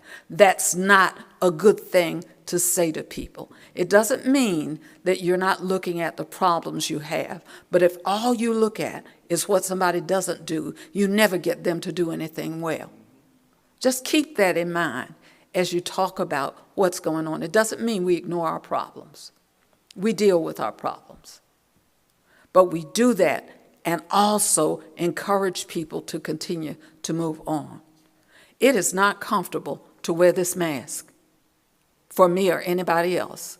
There's no joy in wearing the mask for me or anybody else.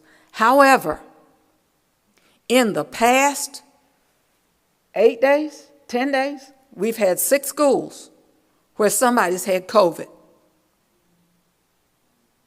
Now, if everybody rips off everything and just do whatever you want to do, if they just do whatever they want to do, it's going to spread. When we ask you to just be mindful of the fact that you can't do what you want to do because what you want to do might impact somebody else.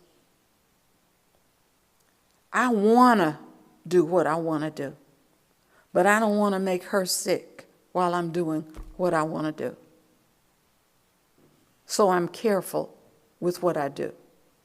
Nobody's at my mic but me. That's why we do it the way that we do it. Please be mindful of the fact that it's not a power trip. It's a health trip. We want our bus drivers to keep driving. We've been in a situation where bus drivers stopped driving and 4,000 kids didn't go to school one day. When you have 14,000 kids and 4,000 don't go to school, that's a problem. We are 432 square miles large. We need everybody to be well. Now, kids can't play. Kids can't be in school testing well if they're sick. If teachers are sick, they can't be there. Some of the same people who came before me, I've put this in writing when they sent me emails. We have emails from fewer than 20 people altogether who've been complaining. We have 20,000 people who are parents plus. Think about that as we think about whatever we're doing. Just because we don't get into dramatic debates over things as they do in some other school systems, it doesn't mean we haven't done our homework. As a matter of fact, it's an indication that we have done our homework. That's why we don't fall out and have a lot of drama here, because we have asked questions. We have done our homework. We have read our books. We've asked questions, as Mrs. Howell said, and as Mrs. Byram said. We have asked questions. We have looked at things, as Mr. Riddick said. We have researched. We've asked our attorney. We've done some other things. So we don't have to get into a debate up here for the public to see. We don't see this as some daytime drama. We see this as business, and we try to carry it out that way.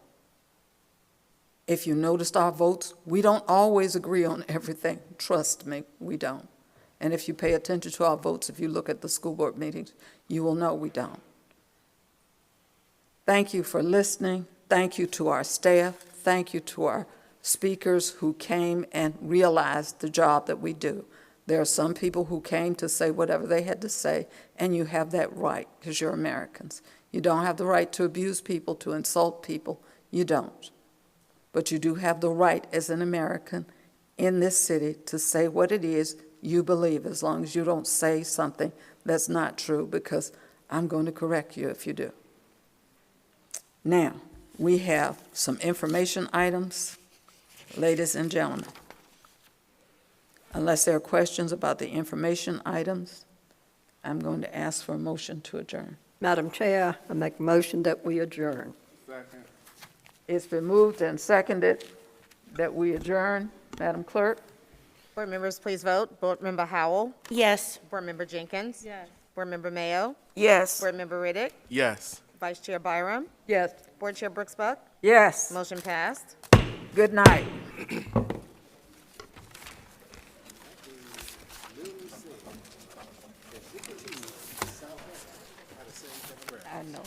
I know.